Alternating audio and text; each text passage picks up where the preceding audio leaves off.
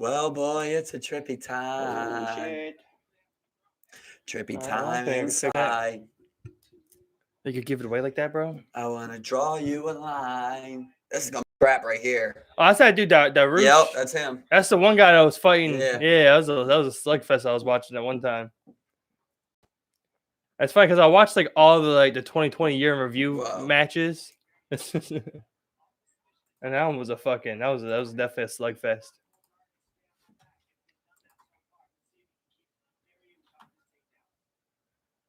No, I forgot the fucking link in the description. We still got our roll. We got to fucking roll, man. Oh yeah, for sure. Gotta do some rolling. rolling. It's just been shitty weather. And I don't care, bro. We gotta do it in the rain. Gotta do it in the snow. I mean, we can straight up pull up at Rod's house. You know, any given day, have 3 people roll. I know Rod would definitely do it. Oh, I feel like Rod. That'd be the one thing Rod will always be down to do. Do some rolling. Is he still planning to do street beefs? Yeah. Is he still? He's had a delayed entrance. I don't know. You're not sure? I don't know what it is. I had to unfollow him. Oh, Rod. The street, no, not Rod. Street beefs. It's like Rod. Yeah, I remember I unfollowed Street Beefs back when they had that whole Mighty Mouse like breakup split thing. I'm just like, bro, I'm just tired. This is like I'm watching WWE right now. Yeah, but they like to me though. I was like, okay, you guys found the child molester and you kicked them out. Okay, that's good. Now that, like I was like, okay, I'll stay. I left right after they had that big fat white guy in the karate suit knock out that dude with a head kick. I was just like, oh, bro, you guys will literally match up. And like this guy is I don't care how big or sloppy he looks. He's a lifelong practitioner of Taekwondo. And you're putting him in with a random street dude who came here 0-0. And he gets head kick knocked out. I'm just like, this is wrong, bro. Like, you guys have crossed the line. Now you're trying to get YouTube clicks. You know, like you're hoping that someone gets knocked out viciously or something. Yeah. I don't like that. Yeah, because at this point, you know, he's making money off the whole thing. You know, it's a monetary brand. You know, it's gone far away from its original roots of like settle your beefs here. You know, just backyard fighting. I'm sure he's cut some checks on the low. You know what I mean? Maybe to like his top people. Oh, I'm sure, definitely sure for a while. Like, you know, especially like the dude like Muddy Mouse and like right, but he's technically not allowed to do that. The referee. That's what would make it illegal. So yeah, keep it free. They can't fight for money because then it would have to be a sanctioned event. Yeah, that's very true. That's very true. But I mean, like I remember there was that one dude that was a boxer guy. I remember his name was Leonidas. He was like undefeated. I'm sure, like he was one of his bigger, you know, income drivers right there. I mean, people were hyped for that dude to box. I remember like that guy Bleach too. I mean, he wasn't the best fighter, but people liked him and had hella views. I remember there was one dude called like Beach Bum. He was like a favorite for a while just because he was like this scrawny like surfer white dude. But like he could just like he just seemed like he had some really strong like BJJ skills. At least they looked strong in that yard, you know. I remember like he tapped a couple people out with like arm bars and shit, and it just looked legit, you know. Are you sure his name wasn't Bleach? The guy Bleach? Because Bleach was doing a real naked this choke. This guy was like Beach Boy or something. Or shout out to Bleach. He was Beach him or something. Was getting his dubs. Yeah, I don't know. I just didn't like that part of it, the matchup part, I guess.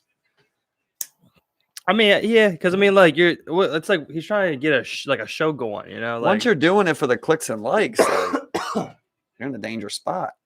Yeah, rather than just like, you know, I don't know, for fighting, just to give people a space for fighting. I don't know. They didn't settle a beef on there in years that I've seen, man. When they used to do it, like in the beginning.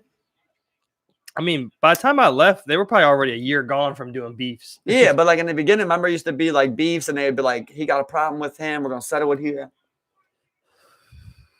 Yeah, I remember that. But as I'm saying, like by the time I left, like it's already been it was like a year because I remember. The time I left, they just started getting that cage in that backyard area. It was looking a lot nicer. They had the little, you know, fenced in area and shit and everything, and they had like a boxing sand ring or some shit, you know, going on. They were putting money into like, you know, the brand and everything. I remember I was geeking because like he kept starting off the fights. He was just like, internet destroyer, surf the web safely. It's just like the most random plug, you know what I'm saying? I didn't like the part how they had fucking 3 people in the octagon with them too. Oh yeah, I remember that. Yeah. I mean, like I said, and they had like that white guy trying to get like all the attention. Yeah. I was like, what the fuck's going on here? Yeah, I mean they ousted that one dude as like a chomo. Yeah, that was the Mighty Mouse. But I mean, like I remember, like after that, you know, it was kind of like it was like a month or two of just like, you know, back and forth, like bickering. I'm just like, well, I mean, if you guys want to, like, if this is beefs, then just like do a boxing match or something, you know, just like it's like just kind of like practice what you preach real quick and just like square up, you know, and just call it ends from there. Yeah, but I mean, what do you do when the child molester's Mike Tyson? Yeah, that's true. Right, who was gonna fight him? It wasn't gonna be Scarface. Yeah, I pushed the fight off to the side as long as possible. You know, just kind of avoid it. Delay the fight. I remember what he kept saying. He was just like, "Yeah, I'm not gonna fight a child molester." You know, it's just like, you know, I don't want to give him that platform either and put it on our brand and stuff. It's just like, I see what you're doing, you know, but I mean, like, it's just, I don't know. You got a bunch of internet tough guys. You know, and then I remember you see Mario say it all the time. There was people like, you know, people who'd follow the page that were saying the same shit, you know. It was like, oh man, Scarface is a bitch, man. Fuck this guy. You know, just like, you know, why don't you just fight Mighty Mouse and crap? It's just like, you know, it just felt like WWE. You know, that's what I was saying. It was definitely WWE. And that's why I was just like, yeah, I'm out of this page. Because when you first initially invited me to it, this was dope. I invited you to it? Yeah. Oh. Remember you were talking about me originally. Yeah, it was pretty cool. Pretty cool idea. And what was it? Gloves up, guns down. Then it just became like some YouTube page, basically. Yeah, I mean, once it Trying grew, to get likes and shit. Once it grew, and all these people were, you know, coming to fight. I mean, hey, I got a brand going, you know. A business. Yeah, that's what I'm saying. He's making money, so he's not gonna fight a guy that's not worth nothing, you know. That guy Mighty Mouse will have way more to gain. Although you know what I did see, the few times I saw that dude Scarface box, it was not judged properly in any form. Oh yeah, he would always box bums too. I mean, like, and then one time he boxed someone of like, you know, from what I understood, had decent background, and he whooped his ass. Like Scarface got fucked up, but they called it a tie. When he fight that guy, Tyson or whatever, I think. Yeah, exactly. You know, I think they were only going body shots though. They called it a tie, you know, and I'm like, man, I don't know, man. Like, he'd be sparred. Like every time somebody hit him, he's like, "We're not going full power, bud." It's just, you remember that one clip of that guy? He would ask people to spar. His name was Charlie or something. Yeah, Charlie, jerking off or whatever. Yeah, and he would just start going off. He would just start going off on people, you know, just like, bro, what are you doing? You know, and just start beating their ass. It's just like Roger Mayweather. He would just start beating their ass, man. It's like he did it to Mayweather's fucking dad, bro. He did it to Deontay Wilder, bro. How did he get this close to people? You know, just like you know what I'm saying? Just show it up at the gyms they're at. You know. But how do you do that? Like, how do you find out where Deontay Wilder's training? You know, and then how do you? A lot of them. And how do you get access to it? You know, like you then get access. I don't understand. Like, you would think there'd be like some type of like entrance requirement. And there's like, look at this one dude, Charlie, and it's like, okay, it's like a talked about thing, you know, in that community where it's like where John Jones practices at. You can like people can go there off the street and you pay $60 and you can go in there and you can train with professional athletes right next to them, not with them, but like right next to them, basically on the mats with them. Yeah. And Donald Cerrone used to be with the same people, Greg Jackson and them, Jackson and Wink, that John Jones is with. And he left them because he was like, bro, I'm in there literally. You got somebody rolling who's a fucking white belt right behind me, you know, and I'm sitting here sparring like kickboxing and shit. That's why he's up on like his own ranch and shit now. Right. Because he didn't like that, but that's what it's became, you know. And I'm sure like John Jones probably gets in the other room and shit like that. Yeah, you know what I mean? But for the most part, like Diego Sanchez and shit, like you can go in there, pay $60 and see them. I mean, you got to make your money outside of like these guys coming to your gym every once in a while. You know what I'm saying? Like, I mean, if you can make money, but they should be separate. Oh, 100%. Shouldn't even be on the same mat. Exactly. You know, or like you give him private lessons type of deal. You know, you don't just let him train in an open gym. Yeah, well, I mean, they all do private lessons, but like when they spar, you know, they do an open free spar and it's like 15 people in duos, you know, 16 people in duos, you know, and they're just like you kind of have like this make-believe circle around you. Yeah, it's just and then you got a guy who doesn't know about that circle and understand it. He rolls on your Achilles or something, and you got $1 million fight coming up.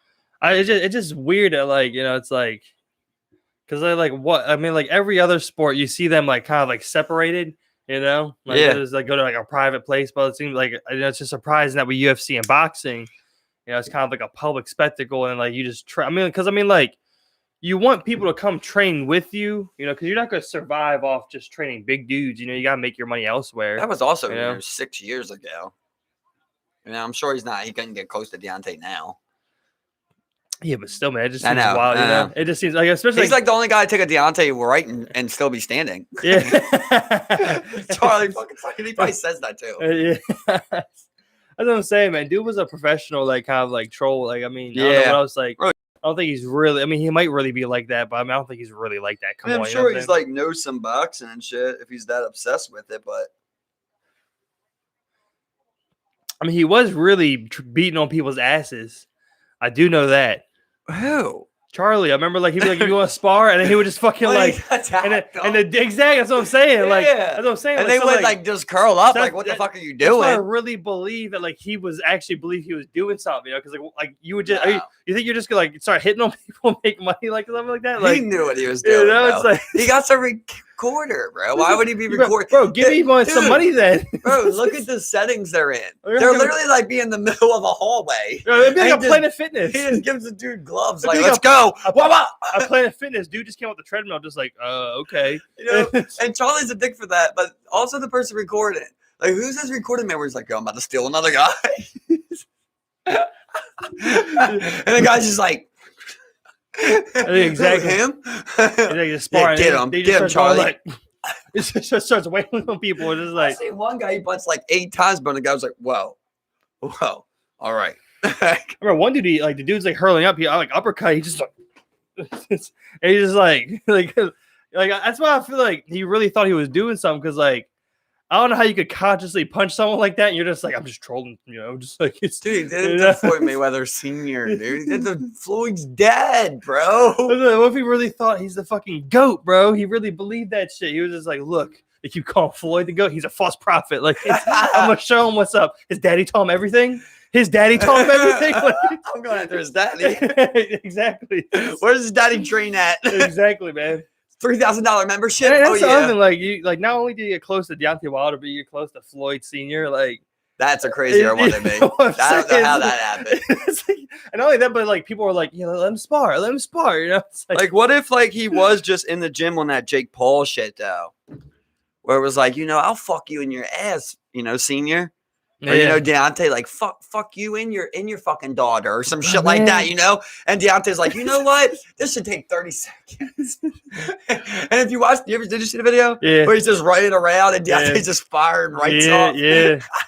That's a terrifying sight. Did you ever see when the kid whipped him up? That 16-year-old? No, I didn't. No. Oh, that's like his most famous video. Yeah. So he snuck this guy. It shows you the video of him sneaking him like in the locker room.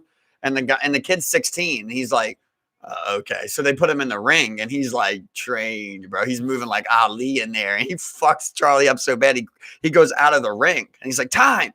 I've seen a couple like that. Maybe I did see that one, But then he comes back in the ring. The kid fucks him up some more, and Charlie leaves and starts trying to take his gloves off and like leave out the door, and the kid follows him and starts and still whooping his ass. Yeah. And then Charlie takes his gloves off. The kid takes his gloves off, takes him down to the ground, and chokes him out, bro. And he taps out. He's like, I'm tapping. The kid just keeps choking over. So that's Charlie did get a check off it, man. I'm sure. He's funding those YouTube's funding those memberships he's buying at those gyms to get in there. That's why I was thinking. I'm just like, bro, like, and like $60 only as well, like. Come on, even 2,000. I'm gonna be standing next to Floyd Sr. It's like this just seems like just ridiculous to me. It just seems like it's like how do you get like why like and then not only that, but like I don't know how big Wilder. Wilder's been pretty big for a while. Like you would have like an entourage just ready to fuck you up, right? You know what I'm saying? With like bare especially knuckles. Floyd or something, No, that's what I'm saying. The only thing I can think is he's just talking shit, and the people are just like, all right, you know what? Put the gloves on. That's the only thing I can think. Yeah, because they got to teach him something now. They got to show him what's like, up. All right, you want that? That's what you really want. Okay, give the boys 15 seconds of fame. Exactly. Exactly. And they all hope that they're gonna knock him out. Especially when you're sitting here, and you're just like, I can whip this dude's ass. Like he never went out. Nobody's ever put him out. You're fighting like top ranked fighters, and you're just like, let me take this guy. And let me show this guy what's up real quick. Just beat his ass. Plus, I'm sure it just feels good like hitting something real every once in a while, you know? Oh yeah, for sure. You know? But I think like him getting choked out, even unconscious, is kind of like bullshit. You know, like I don't think that's enough. Yeah, we're watching the fights. The dude's wondering where he can watch the UFC fights. Fight nights, ESPN Plus. It costs $5. Go to ESPN Plus, sign in, create your email and your What up, Kendall? and put your password in there. Create a password. You're good to go. $5. ESPN Plus Live. We have the main card going right now for second fight going. Also trying to solve side issue.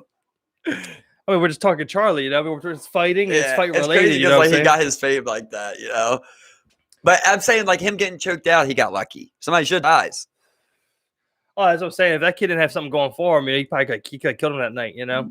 Well, everybody stopped him. He would have killed him. That's what I'm saying. You know, this is like, hey, a kid. Yeah, what stole his life? That's crazy when you run into a 16-year-old. Little though, bro. I know it's crazy when you run into a 16-year-old bigger than you, ain't you? Dude was little. I don't know. He was like he didn't even look tall. He looked like he was like 5'8", 150 or something. You know exactly. The light, probably even flighted like 120, 125. He looked light. So? He looked light, bro.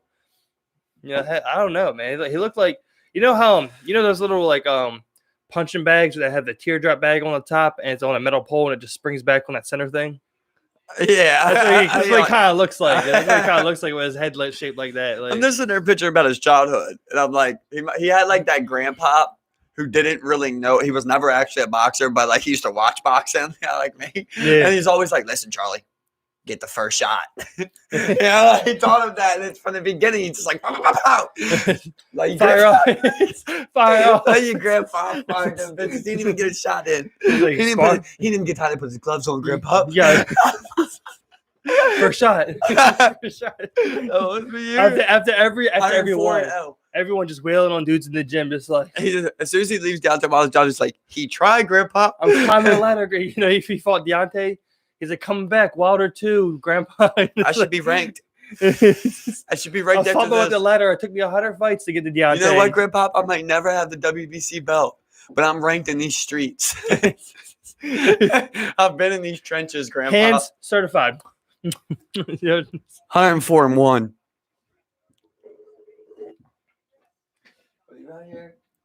ESPN Plus, ESPN. Yeah, the BT Sport. Just type Kendall's in. From the Go UK, to Google. I believe. So I believe he's watching the BT Sport. Would it? Yeah. That's funny. Yeah. I don't know. I feel like there should still be ESPN there, right? Oh, I mean, yeah, probably. We can start giving out legal streams out here, okay? Yeah, no, sorry, man. We can't do that. Don't tell me legal streams to come in. We were on them last time. Dana's on our ass, okay?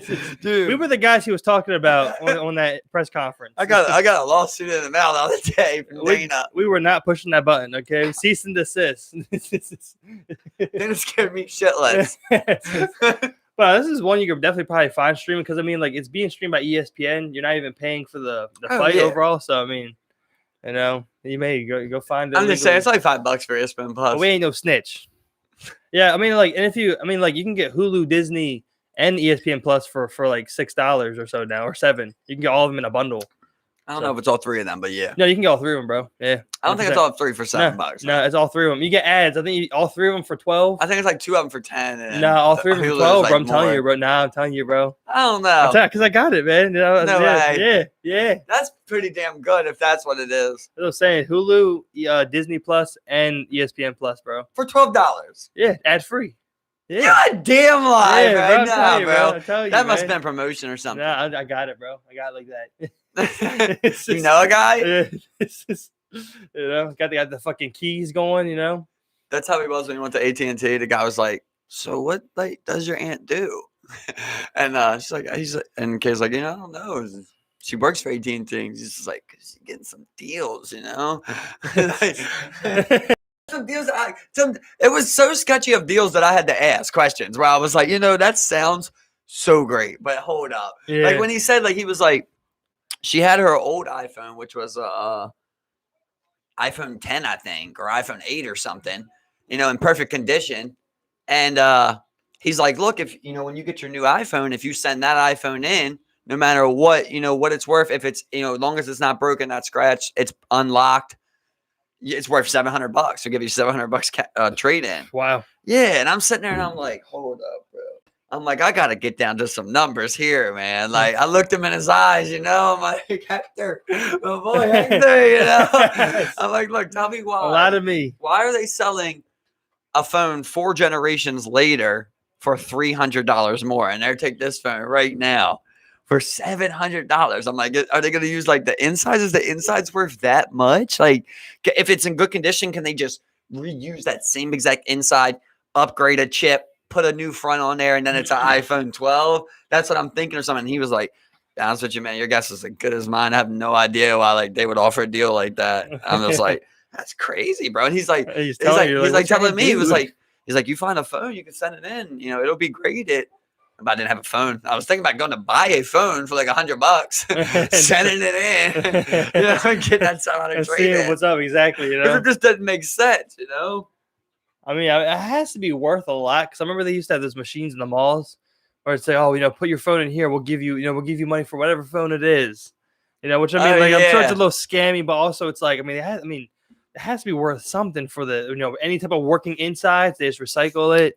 Did they just get the gold back out of it? Yeah, did the metals and shit. Did they just burn it all down, get the fucking cadmium, the lithium, that shit? Did they get all that back out of it and just like, just like, look, made $500, spent 56. It's like, what I was wondering the other day? Why is it that like they always say 99.9% gold in a gold bar? Like, what is that other 0.%? Is that just like molecules you can never crush to make 100% one mineral? Yeah, I think there's always gonna be some amount of impurity. There's not gonna be anything ever 100%.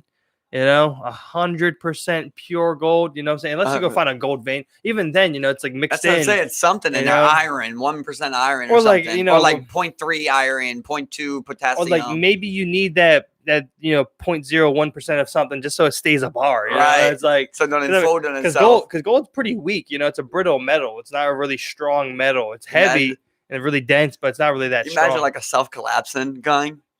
It's like anything you shoot self-collapse on itself, kind of like that Tesla gun. You ever see that? Like that Tesla collapses on itself? Yeah, like it was like Tesla's master evil invention, I guess you would say, was it was not a gun, but it was a device where in the vicinity which is proven, if you can match the exact frequency of anything, you destroy it. I don't know if you knew that, but I didn't know that neither.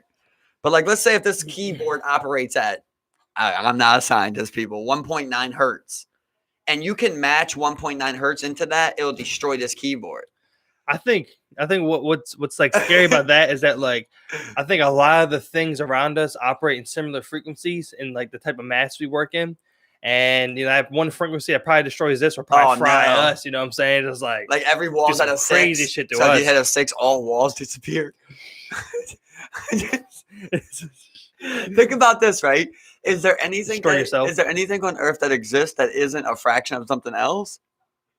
What do you mean, like as impure? Like even natural or man-made. Is there anything you can possibly create that isn't a fraction of something else? I mean, like, what makes up our universe is the mixture of all these other different types of things coming together, Right, but you need that molecule to split, right? You always need that molecule to split to make more atoms, right? You need that atom to split to make more atoms no matter what. You know what I'm saying? So if you're saying like, okay, Big Bang. I think if an atom split, it destroys itself, right? I thought that's what created an atom. No, I thought that's what created a black hole. No, black holes are created by stars collapsing. Okay, you're right. Right. So let's say atom splitting creates nukes. where I'm at is okay. So let's say after Big Bang, you only got a certain amount of atoms that are released there, right? Whatever it is, let's call it 1 trillion atoms that are released after the Big Bang, per se, evolution, and from there, anything that created would had to have been a fraction of, right? At some point, you would have had to have too many molecules that could make all of this. You had to fraction off, right? Well, I think that's the one problem is that, like, dark matter. Where did even these atoms and molecules come from? And then how did you create more atoms and molecules? Right, that's what I'm saying. Because we split them. We do split them. Like on Earth, we split them down. Those are H-bombs and shit, atom bombs. Right. Like that's what those are. But is that when I thought that's when you collided them. That's when you split them. Okay, so then we collide them, the hydrogen collider, right? So that's what that does, right?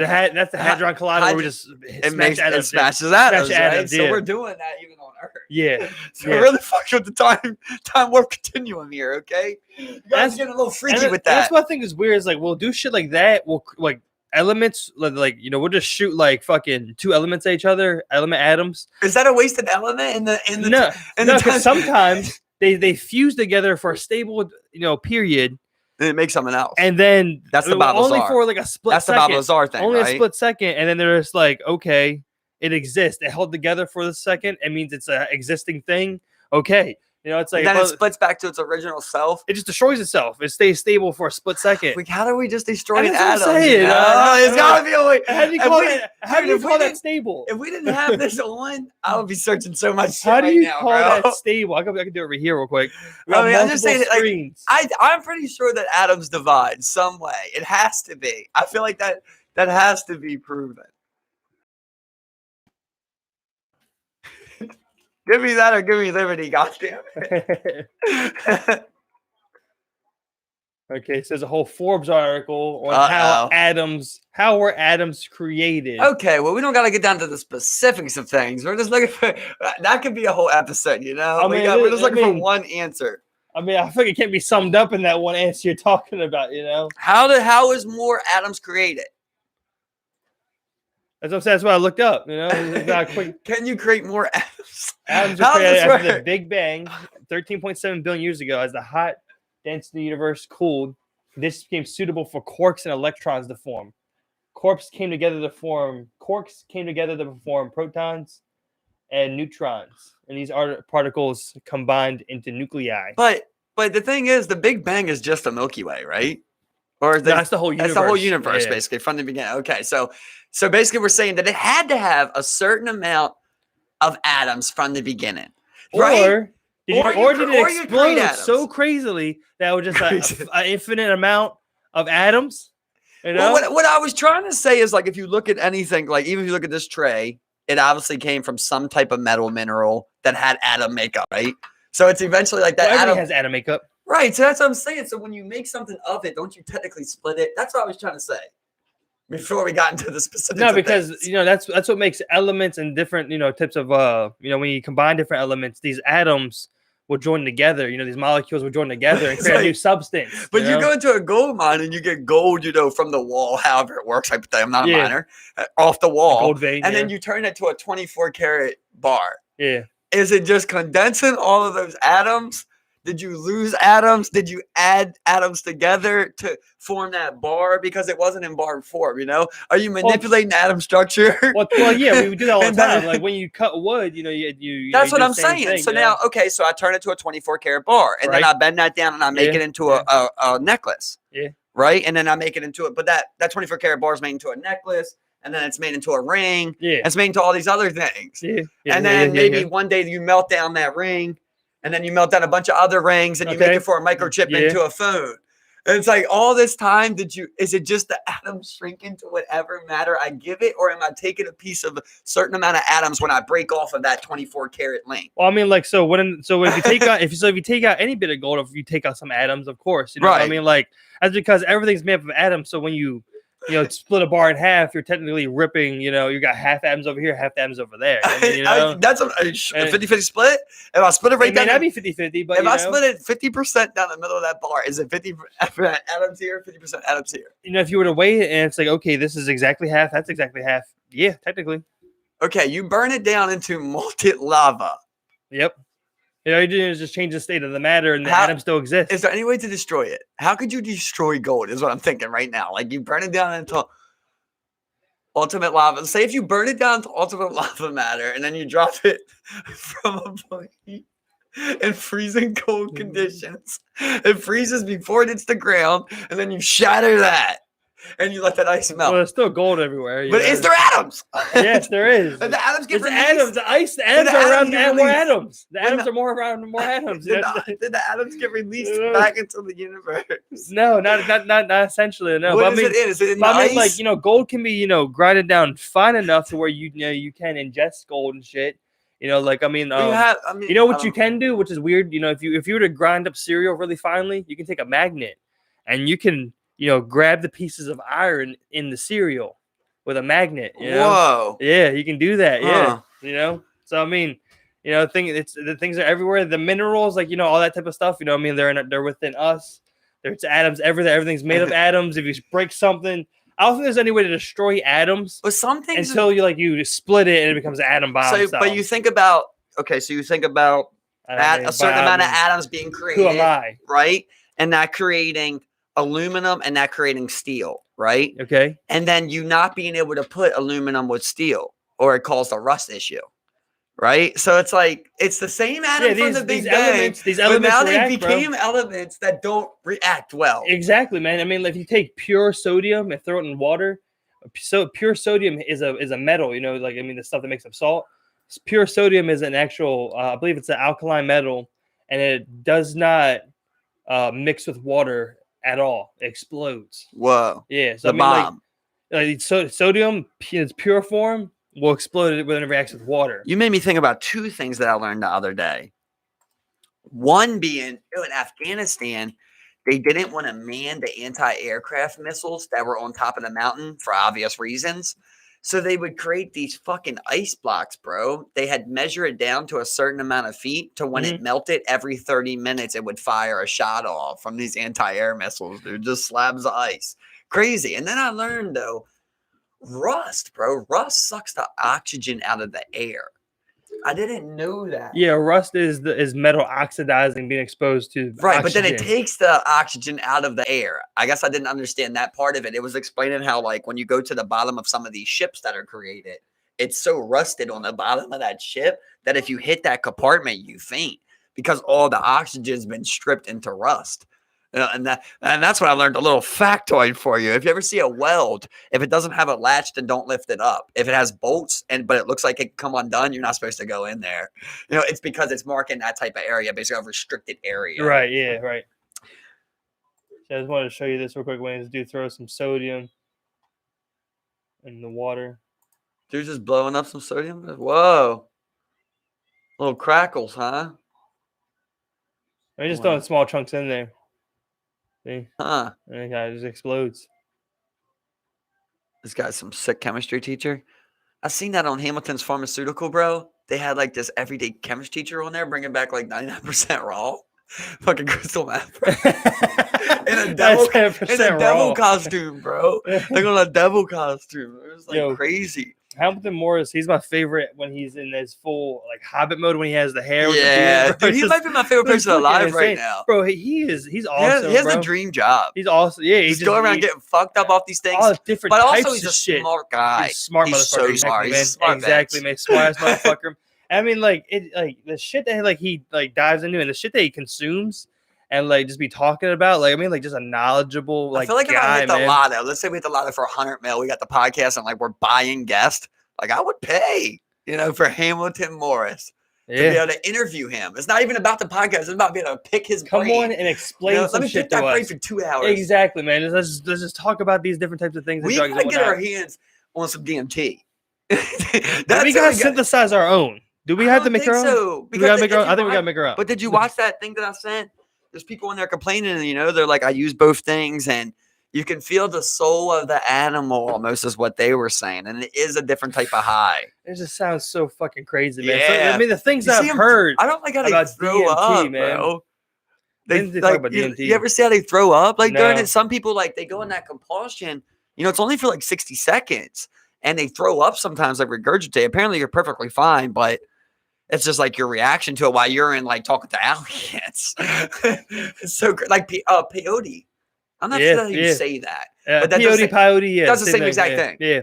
Well, I believe that's like a cactus, water or some shit. It's a flower. Yeah, but I think it grows on a cactus, cactus flowers or something, And that's when it you drink the water that it makes. I'm not sure. I don't know exactly. I don't know anything about peyote. But I mean ayahuasca, peyote. The natives were giving that to their kids at 13, bro. You go on your first trip, bro. Man. I just want to go and talk. I just want to be a fucking shaman, bro. But listen, let me talk to these shamans, man. The crazy thing is, if you talk to anybody who's done psychedelics, we would all agree that you probably should. We would all agree you should take psychedelics before you're 18. right? Give me that, right? Yeah, I'll give okay. Roll with me with this, right? So then we'd have to get into the age, like I said, natives did it when they were 13. I'd say I think we could all find a comfortable age at 16. You know, you go on your first trip, right? Huh? Meet me in the middle. Right, 16, right? So now say we got this land and we got this mountain. Dude, we're fucking going to jail if they find out we're giving 16-year-olds trips. You know what I mean? Like, they would shut that. I mean, like, they would, oh my God, they would massacre you. So you better hope your social media follows. I think about things like, you know, like in Nepal, there's this bee, and they make, you know, they have these hives, and they make this honey. The honey, when you eat the honey, you trip, you hallucinate because of some of the flowers. Yeah, then people climb up on the mountains. So I'm thinking, I'm like, okay, you know, this is something like kind of like a natural form, and like its purest form. Bees make it. You know, it's like if a 16-year-old wants to consume a food, like this isn't a drug. If he wants to consume a food, bro, you can tell him no, we can't consume this food. Yeah. You know, so what do you think in Ireland? You think like you're 10 years old, you're just out there running around, you grab a fucking mushroom off the ground, bro. Ireland, bro, perfect place for them to grow those fucking Liberty caps. They grow psychedelic mushrooms everywhere, bro. That's what I'm saying. That's what I heard. It's the perfect environment up in like Canada and like Ireland, but just because they get so much rain and moisture. It's the perfect temperature. You know, it's always humid. Humidity is always right. Temperature stays in that like 60, 70 to 80 range, you know. You get mushrooms everywhere, bro. Plus, they got like a lot of rural. That's the thing I was watching about earlier. I'm sorry I derailed it a little bit. But when you look at these open landscapes where you see in like the UK, like Switzerland and stuff, I never thought about it before. But like, you know, people are talking. They're just like, you know, you look around, you know, yeah, it's all beautiful. But these aren't natural landscapes, you know, like, you know, he's talking about how like, you know, of course, you know, we thought about before, like this would all just be crazy, huge forest. But when you take it into context with the vast amount of openness that you see, and you're just like, okay, hold up. You know, it was man that came in, chopped all these fucking trees down.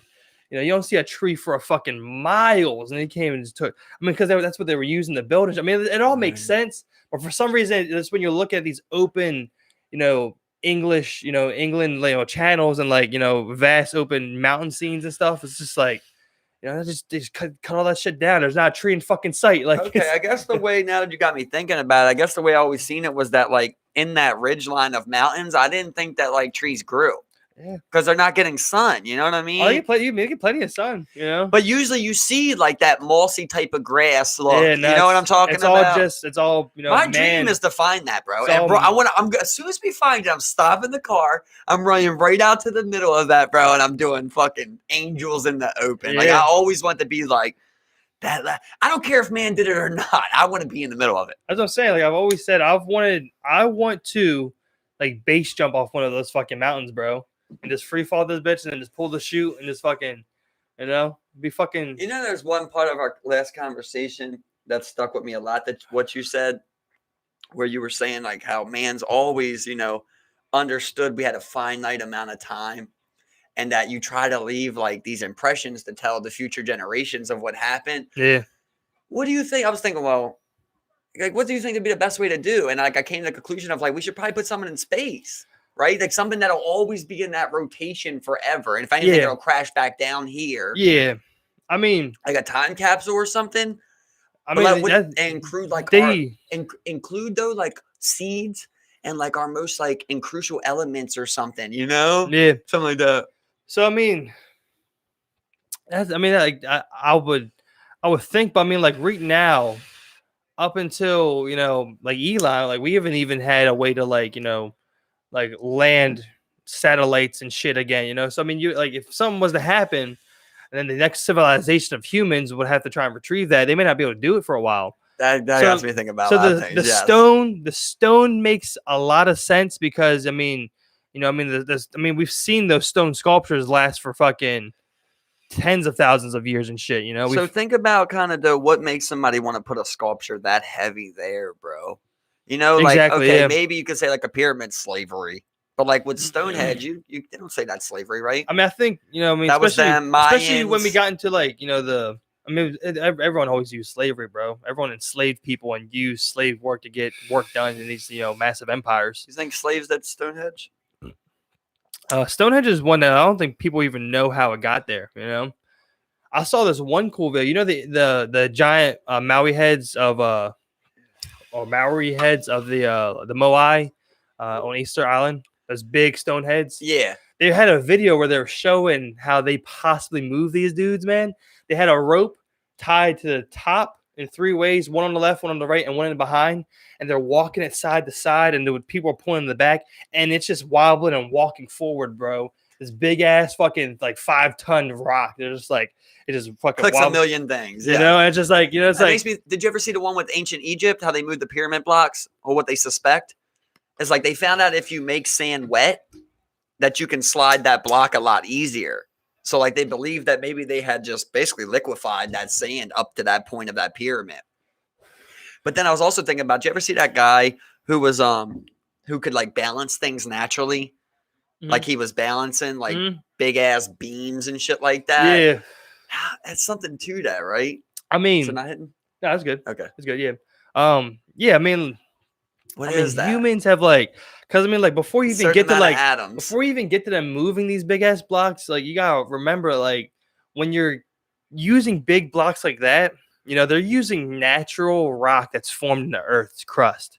So then not only do they have to then, you know, stack it, they had to pull it out the ground somewhere, bro, and cut it somehow in these huge blocks. And I mean, they're good. They're fucking like perfect squares, bro. They're all symmetrical. They look the same. It's like they had to get that out of the ground too, man. You know? I know, but there's just like, I could always, like I said, I hate doing it, but I can always feel like I can settle a lot of things where I go like, okay, now God forbid I'm the pharaoh of that land. I'll get that done. You know what I mean? Like, okay, we do have metal now. Okay, we're building a fucking gold saw of metal blades, and we're going through 10 of them a day to chop one. And this is the other thing, though. You know, it's like you know, like this is the only place in the world I can remember where like you have an ancient civilization where they called it Egypt. Okay, you have a country now they called Egypt, and it's like, okay, well, shouldn't you know all that shit? Like you didn't move anywhere. But that's that point to this point, it got burned, you know? The Romans. The library got burned, you know? That's like, that makes me think about like, I got back on Spotify listening to Joe Rogan. Did you see that he had that pilot on? He's a UFC referee too, but he had a pilot on there. And they're talking about the moon thing. And like, he's telling Joe, like, yeah, we forgot a lot of that knowledge because people kept it in their heads. They didn't write it down. And Joe was like, well, yeah, that's what they say, right? And he was like, well, that's what it is. You know, people didn't write it down. And like, he's telling him, you know, as this experienced pilot and, you know, knowledgeable man, that he really believes that, you know, it was just lost. And like, they just don't care to go back there right now, which is like, okay, I guess you could say whatever that is. But that's where I go into what I was saying before. Like, people get mad when, you know, we say like people get mad when it's too much government. People get mad when it's too much company. So it's like, how do we know that just they haven't struck a deal with Elon to just be the front face, you know? And I think what fucked up a lot of it, bro, is the dominance of like the white Western, like European dude, bro. You know, like just white European people. Because I mean, like, you know, even over here, like, you know, I feel like a lot of the history we taught, I mean, like, we know it's 100% like whitewashed to shit. So, you know, you don't even like, I mean, like, you don't even know any of the, you know, Incan scientists. You know, you don't even know any of like the fucking like. You don't even hear about the Chinese. You don't hear about any of like, you know, what kind of like, other than how we shape the world, how this world has shaped itself. You know, like, everybody does that too, you know? though, right? Yeah, I mean, like in Japan, they don't even teach Pearl Harbor. Yeah. So everybody has their way of doing that, right? I mean, I think they do. They don't. I think they do. But you don't. No, they do not. I got to the bottom of that one. Got you. Yep. I mean, the thing is, the teachers would teach it, but because of the government doesn't even collude it into Japan's history, it's not on the test. So they say it's not on the test, so we don't teach it. I think everyone should take a page out of like, you know, Germany's book, where like, you know, like the you know, the World War II, World War One is like taught like heavily. You know, it's like, you know, something really people are instructed in. You know what I'm saying? I mean, like not like also like how they handled it into like a modern world where like, you know, I mean, but you want worldwide. Eastern and Western Germany just conjoined, you know, in the early 90s again. You know what I'm saying? Like they've only been a unified country for about 30 years now. But I think, like I was saying, like I think the main problem is you want worldwide with the idea. Like if America started invading other countries, like, and we're gonna enslave all your black people and make them work for free. Not only that, but I think we might. Not only that, say but a lot more you know, things. the people, you know, you lost. So the people who won against you were sure to make those things known. I remember, so earlier, it's funny we brought this up. because earlier I was watching the Nuremberg trial. Oh yeah, that was in mine too, Yeah, bro. yeah, I was watching the I got Nuremberg them about trial. to say for later. Yeah, I was watching that today. So what that guy instructs you to do is go and watch the original evidence video that was submitted, to what is like, the new age, like UN, the Nuremberg, court.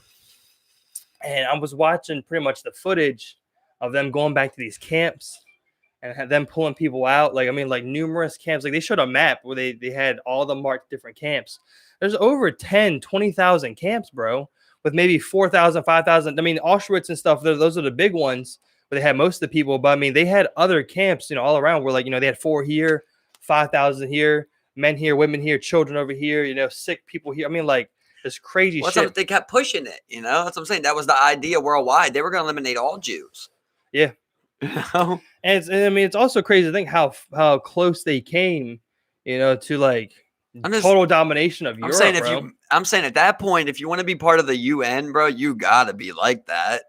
You did some crazy next level shit, bro. I mean, if we invaded Africa and then started trying to make everybody slaves that was there, that's what I think. We would be, might not even be here. That's what I think, what put America in a very important position was, we were a prosperous country. We were up and coming. We were only around for 20 years compared to a lot of these other countries who had their, foothold in the door for, ever now. But, the world went around and kind of like self-destructed, and we were able to learn from those mistakes. Well, we were also put in a position to be in power of a lot of these places afterwards, where it's like, we had a huge say. And we had a lot of power, when we're initiating negotiations with UK. I mean, like, they're gonna bend over backwards for us because they're in tatters right now. Like, London was getting bombed, bro. London was destroyed, And then think about the man making a decision for 100 years, bro. Like, I wonder if like when Hitler was taking that poison capsule, if he was like, man, they're gonna be talking about me in fucking 2500. Like, I wonder if these people are conscious of these did Harriet Tubman understand that she was going to have that story like portrayed about her, Yeah. I wonder that. And and I mean, like, it's also weird to think of like, this huge war is like had like such a huge significance because when you think about it, it's again, it's a war between just a bunch of white people, it's like just a bunch of white people, fighting each other. In this mass conflict that spans over half the fucking globe, 3/4 of the globe, What do you think happens if white people never enslave blacks and bring them here? Are we kind of just native setup style? Spread it out more? No, Definitely. I mean, you don't got the money to fund. Well, because I mean, that's the thing, I mean, like slavery, this country was built on the back of slavery. So, I mean, if America wanted to, get its foothold, and kind of like, fight, the revolution in my mind. It's not possible without slave labor and slavery itself. Because I mean, you're a prosperous country. Right, so what do you think happens? What I think happens, I mean, like, maybe the English, they stay here. They take back over. Because England, and then they were one of the first, places to kind of like abolish slavery and whatnot. So they did it way before us. About like 50 years. You only abolish slavery though once like more people say than right? Yeah. That's all it is. It's 51-50. So 51-49 basically, right? We may still be like, an English, nation, It could take 1,000 years of people still thinking blacks could be slaves, bro. And then if you just keep allowing it to go and go and go. I mean, I could just keep going because it's just like, okay, well, if the English come here, they kind of start setting up. Well, then World War I comes around, maybe they lose because there's no America, who did their own thing with like their capitalism and started building the way that they did. Or they just enslaved someone else. Yeah. Enslaved their own. Yeah, because I mean, enslaved the fucking natives. Maybe the natives are just like, well, natives were slaves. I remember I was talking to my coworker. I mean, he's one of those people who are just like, well, let's talk about the Irish, man. The Irish were slaves and they came here and everyone hated them. And I'm like, yeah, but eventually, you could just come in part of a society because you were white. You weren't like, you could tell you can't tell an Irish person in a room full of other white people from Europe, but you can tell the black guy. It's like, of course they had an easier time fitting into society. There's like, once it became down to skin color, well, it's like, all right, well, you're on the white side now. It's like, you're like, how far can how's this that an go, argument, though? bro? Well, as far as like what like how slavery far didn't can happen? This go? Just that mindset. Like how many generations can that go? Like, first of all, I'm thinking about like, won't everybody be mixed at some point? That's what we gotta do, right? We just gotta keep mixing it up. Yeah, I think everyone's gonna be mixed, at some point. Especially unless once, you got like those one families that are in Alabama, right, where it's like these cul-de-sacs that are just like whites marry whites, you know. And there's even black people that believe that. Some people just believe that. Yeah, but I mean, like, I think I think they're in the minority. You know, I mean, you're coming. I mean, like, it's hard speaking about because I mean, like, I'm not coming around. I'm not a black person, but I mean, you know, you see a lot more, you know, of black couples, you know, the more of that being pushed by, like, you know, even, you know, on social media, you see that, you know, where it's like, you know, if a dude or a woman's dating a white dude or a white woman, you know, it's like there's like, oh, you're betraying the whole race now. Like, I see that being pushed. I mean, like, I still think it's in the minority though, where like most people believe they're just like love who you love and do whatever, you know what I mean? Like when they punch a white kid for having dreads. That's what, yeah. That's what I think is gonna happen. Culture, vulture. You're just gonna become some huge, you know, globalist, like, you know, I think there's just like kind of like one mainstream culture, you know. I think we all just need to agree that black people are the creators, you know, of the social follow movement. Like they are the creators of the social movement. Black culture is mainstream culture. Yeah, bro. that's what I'm saying. Straight up. I mean, I think we did. Once we say that, we will be able to just kind of accept culture a lot easier. Where now it's like you're a culture vulture, you know, because you don't even want my culture to exist. But yeah, you're embracing it where you want to embrace it. You know what the cringiest thing is, man? When it's like when you meet a white person and like they just see other black people, you know, they're talking to them, just like yeah, you know what's going on, like, you know, like what I gotta do, like it's like they'll just like it's so funny because like there's like quote kind of like black Twitter stuff where it's like oh yeah, you know, when the yams and the mac and cheese mix, and it's like, am I invited to the cookout? You know, it's like it's like, or like they're just like look, you watch me nay. Am I going to the cookout now? You know, it's like, well, stop. This is, like you said, like once we kind of admit to ourselves that black culture is mainstream culture, and that's the culture that like kind of like is around the whole world, bro. Follow. I mean, like even K-pop, bro. K-pop is like heavily influenced by black culture. You're talking about like what's like the nastiest thing when you talk about the cringiest thing, bro, as far as being a white person and when you don't have that racist tone to you. You get around these other white people, and of course they feel free to say these racist things, but there's one that just sticks is when they say there'll be one they like, you know, one black person they like, and they're saying he's not like the rest of them. Yeah, he's not like them. You know, and you're just like, what the fuck do you mean, bro? He's not like them. It's just so crazy that you think because someone's black, they think differently. You know, that they that their mind's working differently. It's like, I think your IQ's low for thinking like that. First of all, if you are racist, assess the threat properly, right? Like, no matter what, if you're a zebra, you know a lion's got advantages over you, and you embrace that.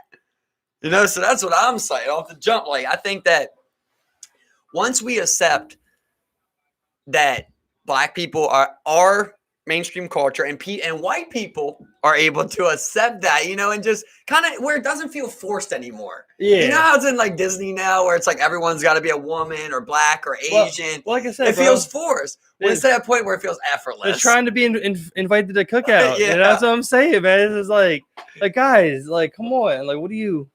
Just be yourselves. But it's like it's a classic thing. Like when I'm saying, when they say that, it's like when they say like, oh, they don't like black people, they like that black person. You know, they like that he acts like how they want him to. Yeah. Not, you know, like anything. Oh, he's not like the rest of them. It's like just this fucked up mindset. And where I'm saying is, even if you want to be racist, why would you pretend they're dumb? Look, like I was you better have said, bro, they're just as smart as you. And if you like, me as a white Asian person, whatever. You know, if you observe, you know, a lot of people say that like they don't see it, but like if you really observe and like you see interactions, you know, and you really look at people, you know, especially when they're dealing with black people, man, it's just like it's 100% different, bro. You know, it always feels corny. You always see, I mean, like there's like they'll say shit like, you know, it's like you're well spoken, you know, it's like it's disguised, it's like diet, you know, the diet racism, bro. You know, it's just like. But then look at like all these white people. It's like, oh, I know, you know, I'm in this circle where it's like they grow up. And you're taught like, look at these Mexicans taking your jobs. You know, why do all the Indians work at 7-Eleven? It's like, bro, you dumb motherfuckers. Meanwhile, you guys are on welfare and these guys are opening stores from other countries. Yeah. You know, like that's what I'm saying. Even if you do want to be racist like that, assess the threat properly. This guy opened a franchise. Why do you think he's dumb? He might own multiple franchises. And what's he gonna do? He's gonna employ his friends first. It's my franchise. But you never know how it works, right? Like you never know how it works. Like you end up looking at it. You look into the financials of it, and 7-Eleven's owned by a white family, and it's just 90% Indians or something, right? Yeah. Like that's the thing. Like with the Sackler family, like at the end of the day, they're probably going to end up going bankrupt. But they claim bankruptcy so that the Sackler name would never be banished, you know? And I think in the early times of like, with American immigration, how do you deal with that? How do you deal with having that last name, bro, in America? You know, Sackler, Rothschild, Soros. Yeah. How do you deal with that when you decide like you really aren't that person, right? Because at any generation, you could have someone that fights it, right? That's what they're saying about these families. I think that's the image they're going to try to portray with like these future. Like if you look at these families that like Rothschild and Sagan, the young, our age, they're like philanthropists. They give out, tons of money to people and shit like that. Yeah. But if you look around the world, like people deny Sager art now. Like that's not allowed in churches. People don't take donations from them and shit because of what they've been, they've paid out. They've paid out hundreds of millions. Eventually to the point they're going to be bankrupt. So let's say though, there is a chance, right? Because we want to hope there's good where it's like, maybe you're that grandson of Sager, and you're just like, I can't believe these people did this. I fucking hate these people. How much do I got? 100 mil? Just give that shit away. You know what I mean? Like I'm just 5 mil fucking BT. Yeah. You know what I mean? Yeah, like, bro. I'm so sorry. Like maybe one. Maybe there's one who's got a little trickle of it. And I mean, like, you see it a little bit now where like, they had Mackenzie Bezos. I think her name's Mackenzie Smith because she divorced Jeff Bezos.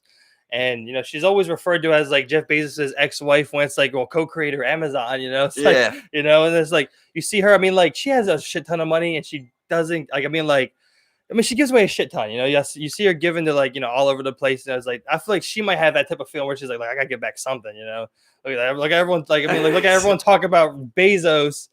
I divorced this guy and I'm the richest woman in the world now. But then you look into the financials deeper and it's all tax write-offs. Oh yeah, exactly, right? Exactly. It's like how do we even give our opinion on anything in the world? Exactly, bro? Because you really don't know. Like it's always like and then we pride ourselves. Like me personally, like but even like my ego personally, right? Where it's like somebody brings something up and I'm like, oh, Vietnam War. And now it's like, I want to see if you know Gulf of Tonka, like I'm trying to like undercut these people on this knowledge step.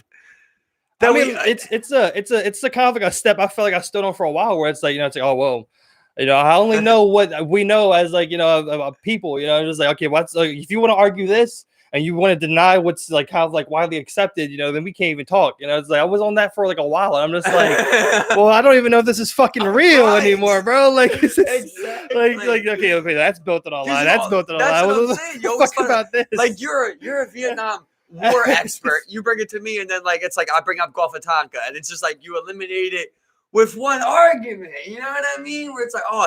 The entire counter argument. So at any point, can anyone do that to me with any information that I think I'm a smart person with? Yeah. I go around think I'm smarter than people with this information when really someone can undercut me with a little bit more information. Like, oh, actually, that data that you're referring to was manipulated by Pantar. This is some context. Okay, this is some context. It's like it's that type of thing. I mean, it's like, well, Snowden was being undercut by the FBI when he gave that CIA investigation or some shit. Like, there's always some bit of info you don't fucking know. Like, even if you like, you look into any little bit of like, CIA's history, and what America has done on, people and like, the experiments that you pull, it's like, it's not all that far of the question. Once you get to that line, once you really like look into it, you start digging a little deeper, the line keeps getting pushed further and further back. To where at some point I have to accept that there's no line for them. Well, that's the American scandal. That's exactly the American scandal is what you described. The Tripolis syphilis the Tuskegee experiment. Yeah. Did you ever look at that? I know a little bit about it, but I never listened to it in depth about it. Right, so I was listening to that one. And basically, they were injecting them with syphilis. And even people came there with syphilis. And they would tell them they got bad blood, which is like technically syphilis. And they would treat these people. Well, it got to the point where, like, at first it was like, okay, you're doing kind of like an experimental study. It got to the point where they knew that like penicillin treated syphilis like right away, and they still didn't give these people penicillin because like the argument was, so after that, like a nurse goes forward and like, look, we can treat these people and we're not.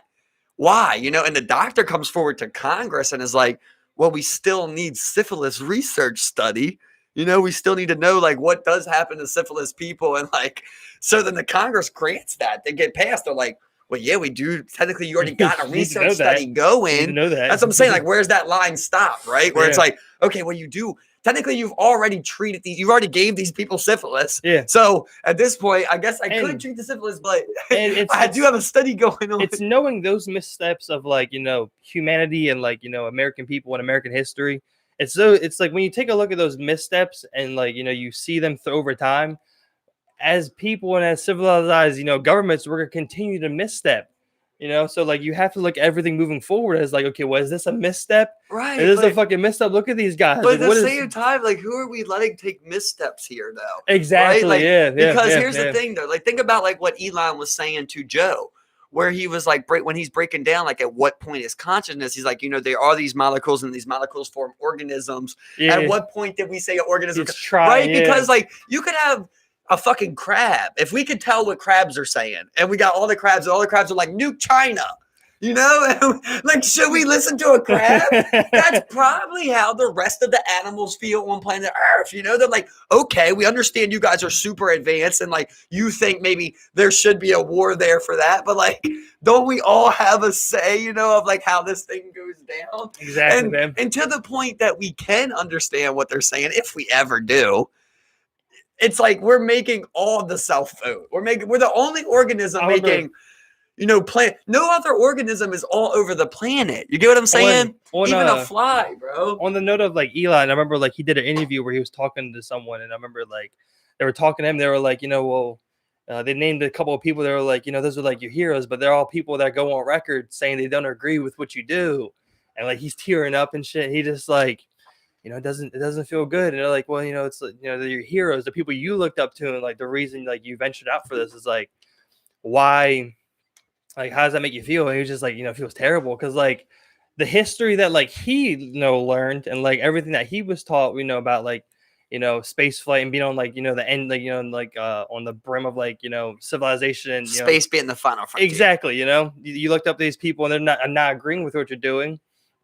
And those are the same people who have heavy influence within NASA and, you know, they're famous rocket scientists, you know, that have, you know, right. And then you're sitting here, you're just like, whoa, you know, it's like, who's making those decisions with the, you know, they're obviously not doing the right thing with rockets. Right. You know? But then here's the thing though. So you're Elon, you start getting some clearances, right? Yeah. You start getting a little higher up and you realize, oh, well, that person that's knocking me on fucking CNBC, he gets paid 40 mil by, you know, fucking Chinese. He's on Disney's paycheck. Yeah, right exactly. Here, and like they, you know, they're funding Jeff Bezos's rocket launch, so they don't want puts on me. Yeah, they got puts on me. Yeah, they got puts on me, dog. That's what he wants to say. Like, they're short of me, dog. That's what every day Elon should wake up like another day they lose. You know what I mean? Like another day they shorted me, dog. They think I'm wrong. You know, that's the part that scares me because he's almost too perfect. Where is his little human part of it, right? Like he does have that troll aspect, but it's almost kind of Mark Zuckerberg-y trolly, where like he doesn't even know when you ask him a question. It reminds me like a form of autism. You know how like in autism they can't read your expression. Yeah. Like they can laugh, but they don't know that you're happy. They know you're laughing. But they don't know you're. It's like, what I mean? It's like alien like. Yeah, bro. Yeah. He doesn't know how to be a human all the way. Yeah, but like, so like that's either they're an alien, right, or they're just like their minds advanced in other areas to where like social constructs aren't something that's even like.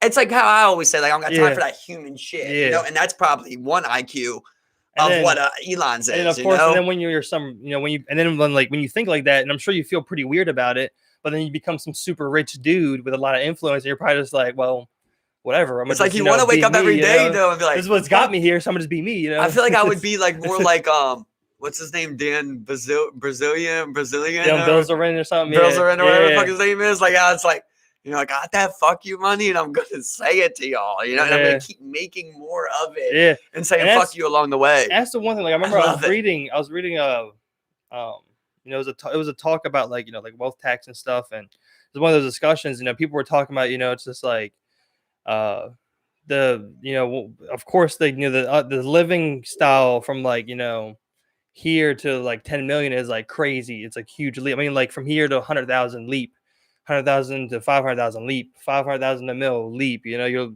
leap. But once you get to like that 5 mil, 10 million range, from that point on, there's like no real. You're just gathering more things. There's no like it's like, right. You're not even like it's not even like you're achieving like a next level of like anything. You're just like you get to a point where like now it's just about collecting those things more and more over here at this level, Right. You already have generational wealth. Like, what's the point? Where's that? What's that? Like I said, the Shia LaBeouf thing, where it's like, what's that number? Like, what's your number? More. It's like that thing. But then you find out, like, we're at this weird part of history with social media and tech, where you're kind of able to create this also and not even to be true. Like, that's what it is with Dan. I didn't know that. But like, Dan is sponsored by a company that's like, just like MGMM, basically in Las Vegas. That's like another side entertainment company in Las Vegas. He's sponsored. He's like top of the like line, like influencer. Yeah, so like they've like he like just says wild things that he wants, and like they give it to him. So they were like giving him a mansion that costs like $280,000 a day and shit. So, and like all these models and shit that he was probably fucking, or at least had around him, yachts and shit. And he's just like guns, all that shit, hundreds of millions of dollars to the company. And I mean, they're just like, how these people had the UFC, like they're making money in other spots still. So they're still okay, but they're bleeding from somewhere they're not supposed to bleed from. At the end of the day, they're a hedge fund, Yeah. And they got all these investments and they're not supposed to take L's anywhere really, but they definitely don't want to take L's for too long. Not like the whole influencer culture is kind of like a weird thing to begin with. When you think about that's what I'm saying with that, like with him. So it's like you're paid $280,000 to create an image. Bro, when literally people don't have drinking water, bro. Hold on. Why don't people believe that the money's there? Do you want to hate this planet, bro? Do you want to hate this planet real quick? I'll never hate my planet. There's a new thing. I'll never hate her. There's a new thing, where they're coming up with digital influencers, influencers who aren't even real. They're digital people, and they have online personalities. Yeah. Listen. It's a legit CGI person. But whatever you pay, and do real life shit with people, right? And you paid the tech to create that, though. At the end of the day, you created whatever it was, the app or whatever. You spent all that money to do that. When like we still have people that don't have water. Yeah. But you know what I mean? So that's what I don't get when like we sit here and you argue with these people and they're like welfare. And you're like, bro, once I hear welfare, I feel like that's probably how Elon responds to a social question, or like Mark Zuckerberg responds to a social question. It's like, bro, I'm like a billion miles past that. You know what I mean? Like we've already established that that's stupid. We're on to way better shit. Like it's like you can't even understand it. So I can only imagine. I hate to use the word, but the entitlement they probably feel in conversation, because it's like if you don't stimulate my mind, bro, like. How do you at Elon, bro? You could go to bed at night and say, "Am I contributing the most to human society every day?" You can legit say that to yourself, bro. Yeah. So at this point, you're like, "What the fuck?" You gotta know your ultimate. You gotta know you're gonna be known forever at that point already. Yeah. Right, but. How far are you willing to go? That's why I say, like, I always feel like it's a bit of ego, because at some point you should say, you know what? I got enough money to do what I'm saying, which is like, I'm going to buy this land, right? I already got $1 billion. I'm going to buy this land and my family's going to live on this land and we're good forever. Even if we don't go work, like we're good for 20 generations before we got to work again. Like I'm done forever in whatever you did. But there's like this ego part, right? Where it's like, oh, I want it like Bezos and them. They have it all. They could sell that company and go live on an island and just chill with there. Their family and raise their kids every single day, And instead, like, they're still driven to be like, it's kind of like this ego thing where, like, just like you want to be a hero, you want to be in the history books, I think, It's like, or he pushed humankind, at the time, basically. Like, it's like this ultimate kind of like Napoleon complex of a small person. And it's been highlighted so much, though, by social media, though, because you could have been doing that forever, right? And the only way you could ever prove it was through violence before. Where it's like, if you're Attila the Hun, you're Alexander the Great, you're just people where you go out and you conquest shit. Yeah. Elon's not conquest enough, and he's just showing you, like, I'm the smart, the nerd's winning. Per se, because he's able to go on social media and show you, like, look all I have to offer you. We're like, if Attila the Hun ran into a country where there's an Elon, he would take his head off because he's a threat to him. You know? Exactly. But like at this point, that's why I say we're like that subreddit of Reddit. That's kind of the thing, you know, where I think like maybe that's our spot. You know, we got to find the VPNs and we got to get off of their network and everything. But then like once you get there, you can have that conversation of like open construct and not have to be, you know, everybody in America. It could be somebody in China, you know, thinking the same way you're thinking. And then you guys buy an island in Saudi Arabia and start that idea or something. That's what I'm saying. You like, know? so I think Reddit is probably, you know, one of like the best places for it. Like you said, like you have all those like different like little sub, you know, different things going on. They should do in crypto Reddit, bro. But you know, it gets into the point where like, you know, you also want to go and create your own page and kind of like moderate your own little area, you know, and kind of be like, you know, in control of like your own like little thing, and try and like get people behind that one, you know what I'm saying? Well, I mean, that's the thing though. So like I've won on Reddit, you know, you go on Wall Street Bets, it's 1 billion people, you know, you go on water purification, it's 63 members. Yeah. You know? Yeah, with like 20 online. We'll make it 64, brother. You know what I mean? That's the way I look at it. I know. I don't care. There's 7 billion people, bro, but there's 64 people that are right here saying, I want to know this. That's what was funny, bro. So like during that whole Wall Street bets thing, when I was like going on there trying like, you know, just, you know, siphon out information, figure the thing out, and you know, I'm looking at accounts, seeing if they're bots or not, and I would find real people, and I would go and be like, all right, well, how do I know they're real people? Okay, they're just because they're accounts. So I would go look through some of their stuff, and there was this one person, they were running their own subreddit. It was called Misinformation. You know, just like, look, it's literally, I'm just trying to create a little space where it's like it's 100% unbiased news. It's always a bias. But you know, they're trying to go and make their own little corner, and he was putting in like his little, he was making posts and stuff. You know what I'm saying? Though, you know what I mean? Exactly. It's always like someone in Saudi Arabia was like, "That's not true," and then you're like, "Well, you know, just how I just spent 3 years in Saudi Arabia. I came back and wrote this column for the Washington Post, and here's this 13-year-old in Syria telling me that my column isn't true."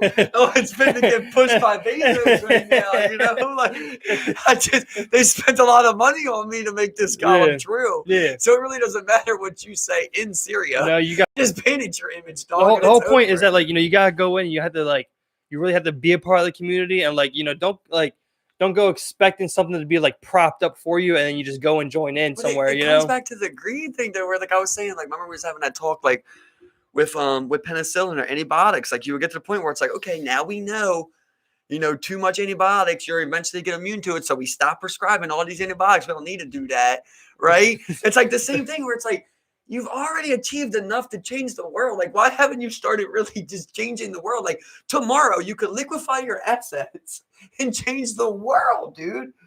Like at that point, what else is that but greed? Or like you think like you're always gonna live another day and you're gonna do more for humankind? It just reinforces my, like, you know, the idea, and like, you know, I think most people idea is that, like, you know, like them doing that would be pushing against something that's bigger than what we don't even like. No, we can only kind of like think about what could be. The way that I'm seeing it is kind of a little bit opposite, where it's like I told you before, like the problem is that the innovative minds aren't in government, you know. So it's like Elon.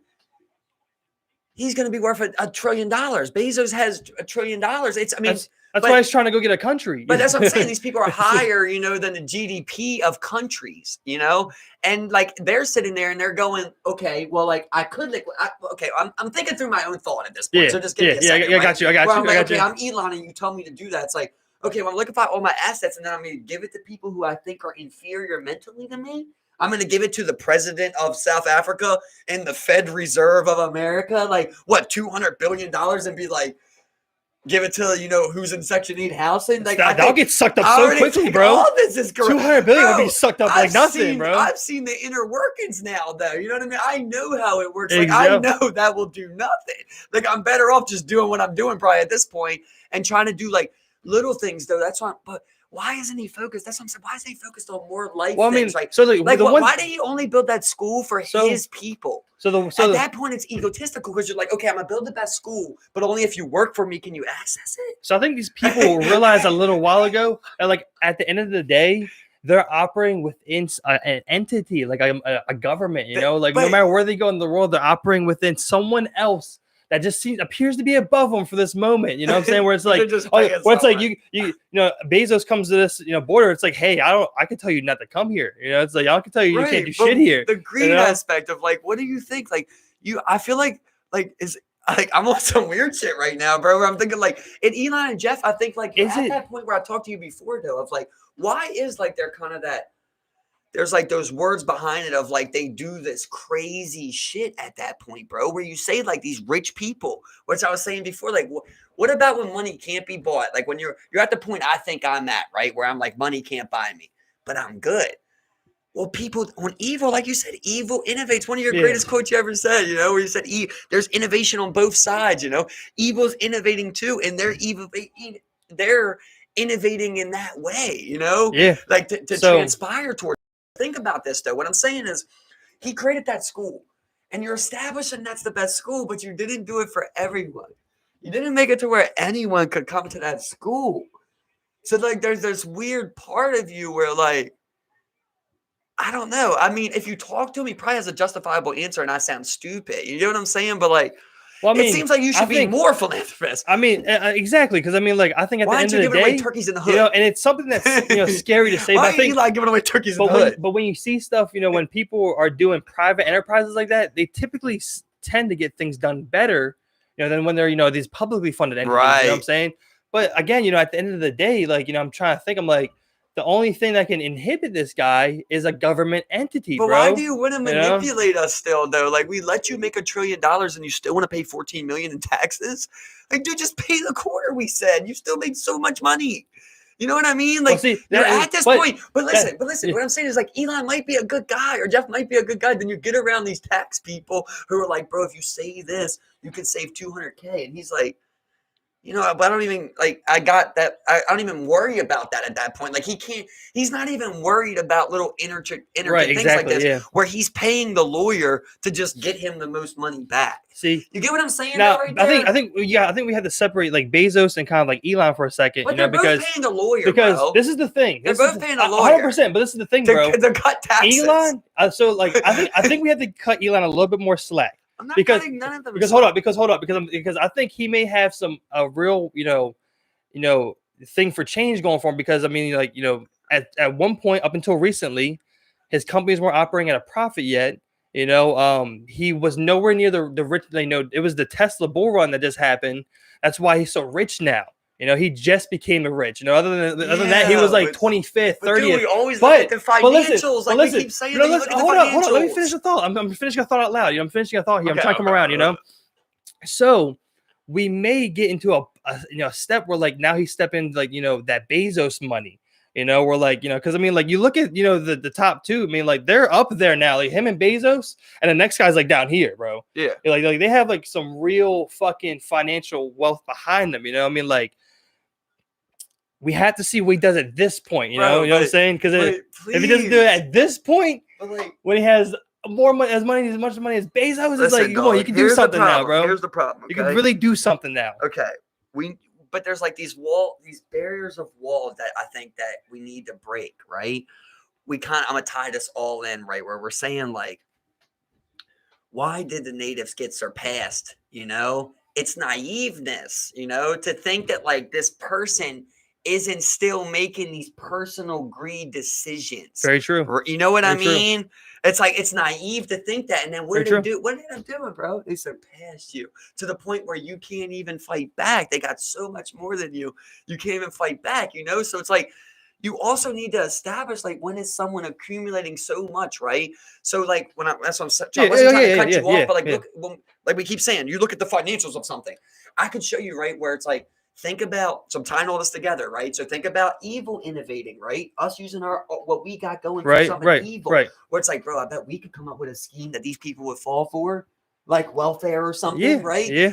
So it's like, when you say the bull run, okay, well, already established that's pixie dust, bro. So the bull run could be the government saying this is the one we're pushing for all I know, I don't know, bro. That's all pixie dust, dude. So at the end of the day, like when you say like this bull rush, you don't even know what that is. You don't even know who created that bull rush, out of nowhere. There's like this person.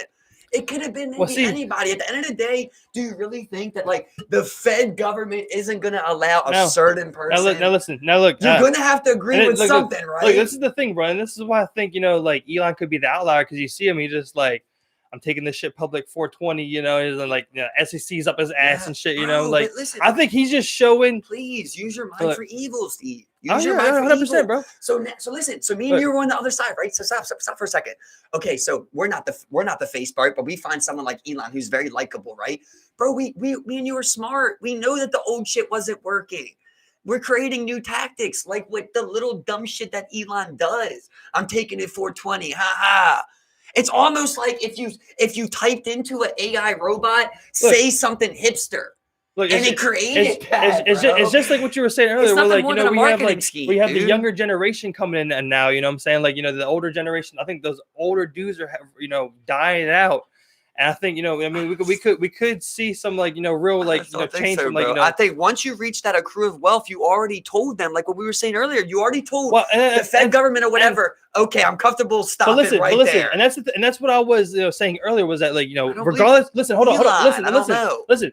Regardless of where these dudes are at, you know, how big they are, you know, they're still operating within what the government puts around them. You know what I'm saying? They're still operating within like an entity that could squash them at any fucking second. But then they try to manipulate the government. That's what I'm saying. Well, I mean, they're trying to manipulate each other, bro. You know, they like, okay, but Elon has something now that I want. Amazon now has something that I want. Why? You know? But why are we playing? I'm not trying to argue for the system, bro. I mean, like, this is like what's like kind of like in front of us right here, bro. Right, but what you're saying, like, I'm not trying to say that, but like even like personally, like me and you both think like, oh, you know, Daddy must. That's how it's viewed. You know, like, oh, this person. But it's like, bro, he's already reached that point where he could go, I could stop and really just start changing lives like anywhere tomorrow with my own ideas and just like not even be on this Twitter shit, right? But there's this part of it that wants to be like stock price, IPO, 420, haha. Like, isn't that a part of human? Like, you can see, like, maybe that's a human ego type of thing. I think we also have to, like, you know, think about, like, you know, because he's good at one thing, he's not going to be good at everything either. You know what I'm saying? Like, but do you ever become a billionaire egoless? Can a billionaire be egoless is what I'm asking. I don't think so, You see what I mean? I don't think so, bro. You would always like, okay, I got 100 million. It's like, all right, well, I'm not going to keep. And even we like to say, like, but I mean, like, when you're at that pinnacle and like you do whatever the fuck you want. But here's the fucked up thing, because this is how my mind would always work. Like, when you're a good person, that would always dissolve itself, right? Because let's say I invent Amazon. Just give me a sec, right? I invent Amazon, and then I create it to $100 million in 1900, right? Okay, well, I'm paying all my employees $10 million, and we're not delivering packages to anyone's house anymore for a living.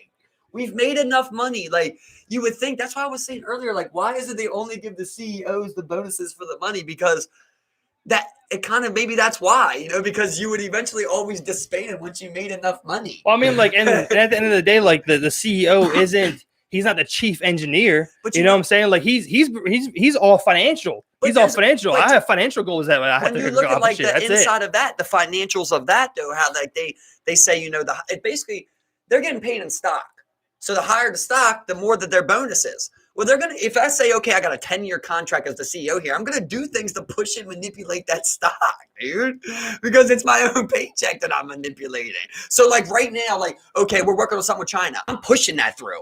You know what I mean? I don't even care if this thing goes bankrupt in 30 years, dude. Right now, I need this 5-year, $72.6 billion stock buyback, you know, that I'm going to do. Like, you're at this point of greed, bro, where it's like, I don't even care if you're saying, like, I'm the most innovative mind.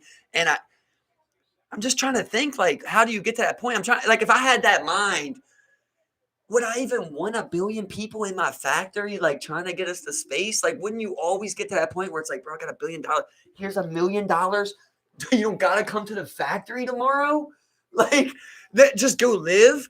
Like, why wouldn't you eventually get to that point where you have more billions than you have employees, you know, or more millions? They have employees, give everybody $1 million. And it's done. Like, they really are at the point where they could give everybody $1 billion, bro. Just listen real quick. If every country put all their money together, right? There's 8 billion people here. They can make $8 billion, right? They can house everyone. They can make $800 billion. They can make $8 trillion, right? They can hit everybody on planet Earth $1 billion, right? And no matter what they did, bro. They're literally printing money. Exactly. They're literally printing money out, but what I'm saying is, like, I'm trying to destroy the point of why do we keep arguing, like, this little bit of money, like the welfare thing in Section 8, where you're really voting for your president based on that. That's what I was saying earlier. Where like once you say that, I'm like, I don't even know if we could, because I look at your IQ so low. So if you're a racist, you usually carry these type of mentality. That's the other thing that's so tough of it. It's like, like you go to talk to people about things and it's like, well, Biden wants to push, the welfare this side. So he must be for us. Hey, bro, it's like, dude, I just told you like, how fucking, Boeing stole $200 billion in coffee cups. And you want to argue about $1 billion being put in house and in Baltimore? Like, why are you arguing about this? We just established there's enough money for them to give everybody $1 billion, bro. But what's weird, bro, is like you talk to some of those people that are like, they're in that like that tier, and they're just like, well, if I put the most into society, why shouldn't I see the most out of it? I'm just like, so what do you want to do? You want to put like apple trees in your front porch, because you pay the most taxes? Like, I don't understand. Like just think of the biggest social experiment ever of you give everybody on planet Earth $1 billion, like. What is the evil that would transpire? The facade comes down around it, bro. What? But listen, but from there, right? Exactly. The facade comes around. That's the beginning. It comes down. But like, and there's no levels. Everyone's on the same plane. Think about evil, though. Like, how would evil find its next foothold?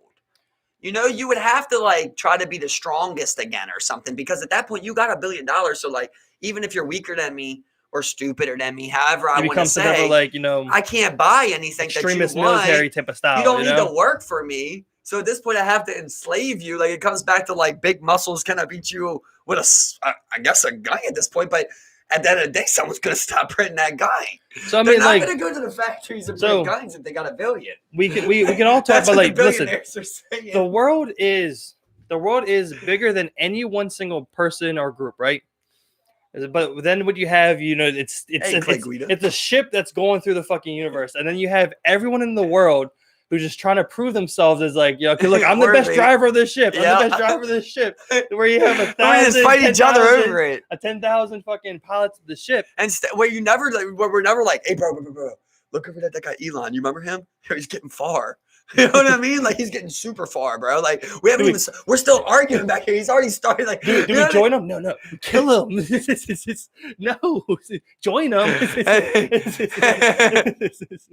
He's gonna have the dominant women. That's what it all comes down to, is that you want.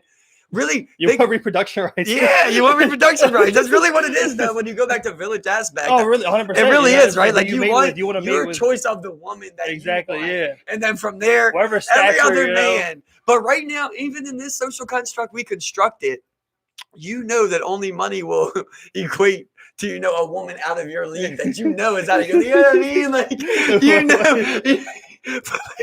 you will still impregnate this woman. Well, she's purely here based off of money, bro. But yeah, you have the best choice. You're not even doing this. That's what I was telling you before, bro. We're like, you're not even going to evolve with nature no more, bro.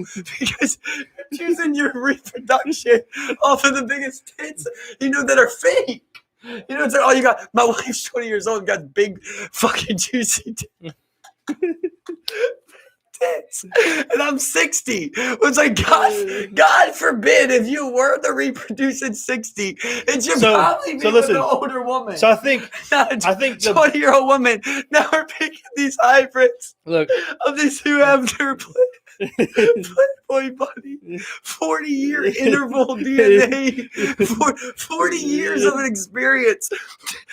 Maybe this will make gaps, bro. Maybe this will make gaps, like quick gaps. We're in brain. Think about this, though. Oh, seriously.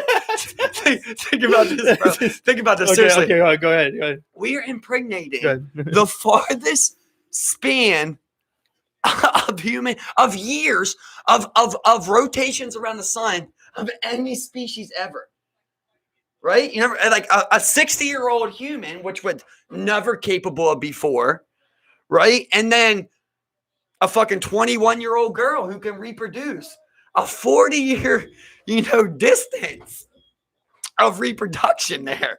At this point, don't you think that has to do something also? Whoa. But the other thing that we're also got to think about, like in a very natural conversation, talking about people as if they're animals, the people who You know, like there are people nowadays who wouldn't have been able to reproduce back then. They wouldn't have been able to put their seed out into the world. They wouldn't have been able to continue on their lineage because like, you know, their stature or, you know, whatever the case. And when you are though, like when you are choosing, so let's say like you're out there, like willy-nilly. What do you think you really want? You still obviously want a big woman. Like you're still looking for a bigger woman, right? Because that means stronger person, no matter what. You want somebody that can bear a child per se, right? Yeah. But then you get to this point where it's like, okay, well, what attracts me to want to bear a child with you?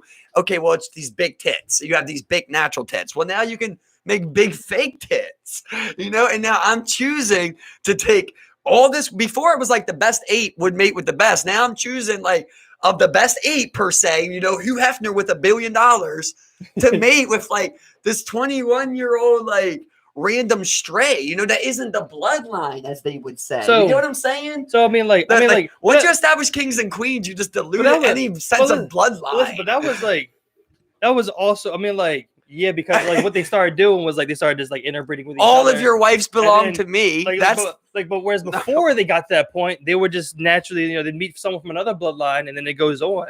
But then you start interbreeding with your own bloodline because you're like, oh, our bloodline's strong and powerful, you know? How do we stop that point, though, where it's like, okay, I choose my woman chooses me, but I don't want, you know, now I want to find the next strongest male, the next strongest female. You get what I'm saying? I don't want to have the 2 strongest females for myself. Like, how do we get to that point? Is that maybe that's kind of why like the entire God image is there, you know, of like monogamy, of like you choose your most natural selection of like who you think would bear a child and you stay within that. And that's not supposed to be altered. But then once you can put like these silicone titties and you're cutting clitorises, you know, it's like at this point, like you got a 35-year-old that's like this worn down human. It's worn down human soul that should portray this. But all these Botox injections and plastic surgery, like it still made you attractable to the prime of ape, you know, but really like you wouldn't even be wanted. Like the only thing you'd be wanted for, not your body no longer. No one wants to reproduce with you anymore, but you keep trying to sell it that you're reproducible. But you know what, by buying but you know what we're seeing though? We're seeing kind of like the very superficial extent of man, like pushing themselves to be like, look, because I mean, all they're doing is accenting what we already know about biology. What we already know about biology. Where it's like, okay, look, you know, people who were the most fertile typically had, you know, larger breasts and asses. Okay, well, you know, stronger men, you know, were the ones that didn't get killed. But that's like when you come into the crazy things, right? Of like, where do we make a line though, and who is who to make the line? They're like, so you as a 60-year-old man. And you have a 50-year-old woman. Both of you were able to bear a child. And I allow you to do that, knowing that that child's full cycle at this point in human history, you will not see. You cannot live another 60 years. There's never been, you know what I mean? Yeah. It's unheard of for you to even reach that. But I'll still print a social security number for that kid, you know, and I don't come look after that kid any different, right? Like I don't send some special task team force like, hey, you know, your parents I know where we're going to end up with this, bro. We leave that up to society for other kids to be like, bro, your parents are old as shit. You know? Like we leave that up for society to tell you there's some fucked up shit in this social construct where we got these old people that are able to have babies. We got too big because at one point it was like, okay, now even as humans themselves, we can't even check our own reproduction. You know, we can't self-check our own reproduction. Oh, what I'm saying is, what is the law? What is the law, right? Like, if you're coming to me and you're 70 years old and you want me to put eggs in you, you know, like you're legally allowed to do that, and I can go find some 30-year-old super semen, bro, and squirt you up and see if your ass will have a baby, bro, and you might be able to fucking have a child. But then at that point, the person that created it, you're leaving the problem with me. You're gonna die before your child grows full. But the person that put that semen into you to create that then has to live with that problem, you know? How many times do you see that throughout history, bro? But listen, gonna happen. But listen, I think about, so like the only other thing I can really do is compare it to other animal life, like, you know, instances. I think about rodents, where it's like, you know, what are rodents good at? They're just good at like reproducing so well. But once you get to a point where, like, you know, with humans, where like you just want to keep going and like no one's ever gonna stop you. As long as you're on this planet, you're always going to want to reproduce, bro. Yeah, but I'm thinking of like, how do you cut that out? You're right. How do you cut that out? I'm thinking of it differently though. Of like, why do you ever notice how like it's hard for you to always portray this image of good and say that like karma is going to come around. Sometimes it takes 1,000 years, but like it kind of does come around eventually. You know, like at some point, right? Someone 1,000 years ago was stoned because he was saying he don't think people should be stoned. You get what I'm saying? Right. But like over all that time, 500 years of like that type of thought, eventually it kind of becomes a thought where like now Saudis think they should give a woman, you know, the right to drive. You know, it's at this point where it's like they're kind of admitting, but they don't want you to get it all at once. They're like, it's kind of like we're at the point where like they'll give you what you ask for. You know, like you think that you're non-binary? Bro, we been knew you was non-binary. Like, okay, you're non-binary. It's like, oh, now you want to get in the bathrooms? We been knew anybody should have been able to use the bathrooms. Like, all bathrooms should have been unisex. That's a human thing, you know? But like, we had you change it. So you want that? It's like they create these things for us to want. And when you get them, you think you accomplished something. You get what I'm saying? Yeah. Like, that's what I was saying with the bathroom thing. At the end of the day, in a village aspect, bro, I never ask you if you're a boy or a girl. And if you want to tell me that, it's up to you. At the end of the day, I would let you choose whatever bathroom you want to go into. And I would never judge that. So you get what I'm saying? So when you bring this up, it's not even a real social dilemma, but you create it as a social dilemma. And now you have these people that are fighting, anybody should better go in the bathroom. And then you have these other people that are fighting, you know, with the idea that one or a little cabinet of people gave them, which was, oh, maybe we should split bathrooms. You see what I mean? Like, and now everyone's arguing over this one idea. That's how easy it is for evil to keep going if you don't admit it what it is in its infant stage, where you just go, that's dumb. That's what I was saying before, like with the acre thing. That's dumb. I shoot you in the head. Right. You know, that's dumb. You kill that thought right then and there. I kill that thought right there and there. You know, you know, when you keep letting it go, that's when like it's able to transpire into these other things that it's became, I feel like. So, I mean, I think that's like, you know, I mean, like, because I mean, at the end of the day, like these people, like, you know, when I think about like when, like, where we're trying to, like, you know, we're trying to peel back a little further and further. As all right, you know, as you know, humans, you get this instance where, you know, you have these battlings of those things where it's like, look, I don't even give a shit about bathrooms. You guys are over there fighting about bathrooms. That's what I'm saying. You know, right? It's not. And we already know that. So now, like, you know, one of the things that we get outside of, you know, is like, okay, well, we can't even talk about that anymore because now we're gonna, I guess, go to war over it. You know. But here's what I'm saying: they're gonna fight you as long as they can, and in the end, what are they gonna do? Admit you were right and give it to you. And you fought 110 years of what you call civil rights or something is what it'll be described in the history books. Right. And you accomplished nothing to the George Soros that was sitting in a cabinet of 12 creating that idea. Right. You wasted all this time and all these people focused on the idea that if 12 of us were together, we'd all agree, bro, go on what bathroom you want. What are you talking about? We're trying to come up with ideas. You know what I mean? Like imagine 12 evil people are together. It's like, what bathroom? Bro, take a shit wherever you want. Come back here. We're trying to come up with like money. You know? Good needs to work in that same aspect. Of where it's like, bro, we can't be focused on these little dumbass things. That's not a real argument. If all of us are together, we don't care where you shit or piss at. We all know we're shitting and pissing. At the end of the day, we're here to think, to create things, to build things, you know? And it's like, that's when I go back to like, what can you offer, I guess, you know? Once you're at these point of like, Elon, why don't you just start your own civilization, bro? Like, why don't you? I think that might be his, like, you know, like he might go like he literally, if he's the first to go to Mars and make it a thing, well, it's like now I control Mars. You know, it's like you can't get here without me. You know what I'm saying? We have to go that hard. You know, why can't we fix what's here? But we don't know how like rooted some of this shit might be in. You know what I'm saying? Because if we're talking the way we talk, where we're like, he knows way more than us. Evil's innovating on both sides. It's damn, no. He fucked you up. Frankie got knocked out, man. Damn, bro, that's tough to watch. Frankie the vet. Sorry to mess you up like that. That was vicious.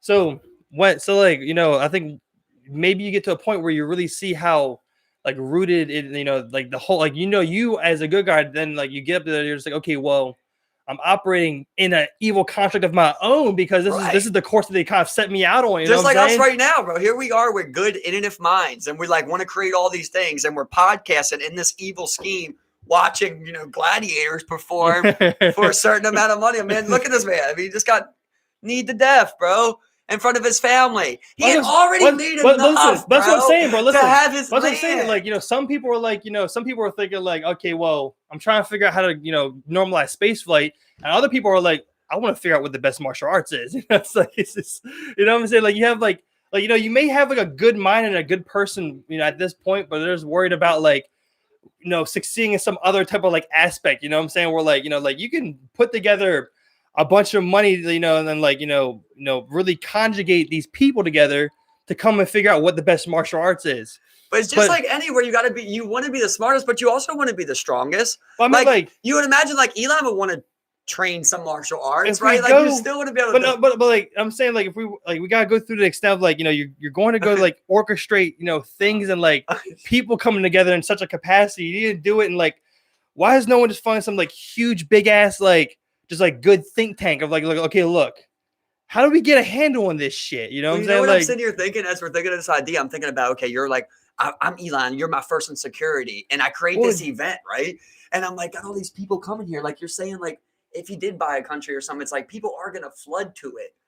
And it's not necessarily he would then control the people in, but like he can control who comes in though, But where do you set a limit? So I think so. Am like, I gonna sit here and screen every single person? Now I'm right back, like you were saying, of setting that law. But when you're a country who's not really rooted in real labor or like economics, you're a private company who then became a country. So I can do that now because I don't require on like people located nearby to come exploit their labor and stuff, bro. Like I have all figured out. I can worry about who comes in. But you bought a country being a bordered region of the world. Yeah. Right. Yeah. And you bought that. And now you're saying who can come in?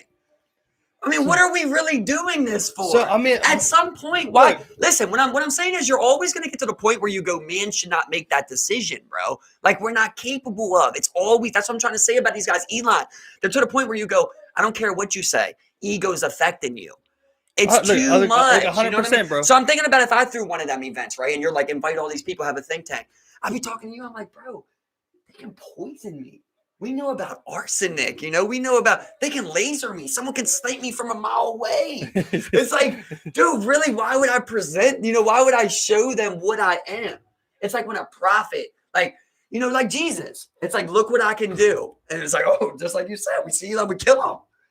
So it's like, it's kind of the point where it's like, we've learned that, where it's like, oh, if I show you I'm Jesus, you'll kill me. And that's what I was like trying to say before, was like, at the end of the day, no matter how big these humans are, there's a government that they're operating within who's also going to have a say about what they do. You know what I'm saying? But when you start pushing the envelope, wait, listen. When you start pushing the envelope, I'm like, I want to get down to the why, but like when I'm thinking about it, when they're pushing the envelope like that, you have a group of people who are just like, man, I think you're going a little too far, man. It's like we don't agree. It's and then like you got these people that would just agree with anything.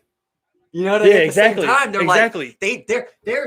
Their success is caught up in your success as a human, not as Elon, but as a human, basically. Like, just like with anything, where like I always say how people attach like to leadership when they don't want to lead, because you can detach from leadership and go to another leader, and anybody will always take a mercenary, Yeah. Anybody will always, if you're evil, you're going to take that another person in. It's that person that can't leave that. Yeah. Like, no matter what, will never stray away from what they believe. Maybe they found out, bro. I'm telling you, the more I think about it, the more I come back to religion, bro. Where you say like, okay, where you're trying to leave like this ultimate impression on people, right? Well, I would try to do it. Like I can do stone hedges, right? But at the end of the day, like look at Eli style, you would want like this book of knowledge, and not only that, but like you want people to then push for that and carry that novel with them, because at the end of the day, once I'm physically unable to carry a novel with me, the idea would stay right there. And that might be a good man. That might be a good man. And you're hoping that you chose the proper person, right? But at some point, you never know. Just like with that Andrew Luck text. It wasn't his girl that leaked that. It wasn't his girl's best friend that leaked that. His girl's best friend sent that. It got sent to another person. It ended up becoming a big blow up, where it gets blown in your face. That's what I was trying to say. Like, how many times have you realized these people profit off of the short term, and in the long term, 500 years, 100 years later, it comes. Like, look at the Taliban.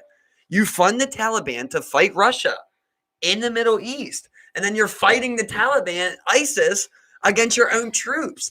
It only makes sense that you would deal with the evil you created, brother. Yeah. Of course you made money, and of course there's people who lived 80 years and they fucked young women all their life. They had Chevys and shit, but what was there more of? There was more of 2.7 million troops landing, on D-Day, putting that fucking war down, and they weren't billionaires. They weren't millionaires, and they lived with that for the rest of their history. We're like, that guy that sent them there doesn't even think about that. He doesn't even care. When you allow evil to that much of a power point, where you're like, okay, we trust you this much. You've constructed so much that I'll even believe. What is a general, bro? From the top of evil, right? I mean, the most evil source to general. It's broken down like, okay, you got this cabinet, you got these people, you got these people, you got these people, you got these people, and then there's just generals. And now I give them my 18-year-old son, right? To go give to some person who was broken in by 50 people, who were broken in by 50 people, who was broken in by one person.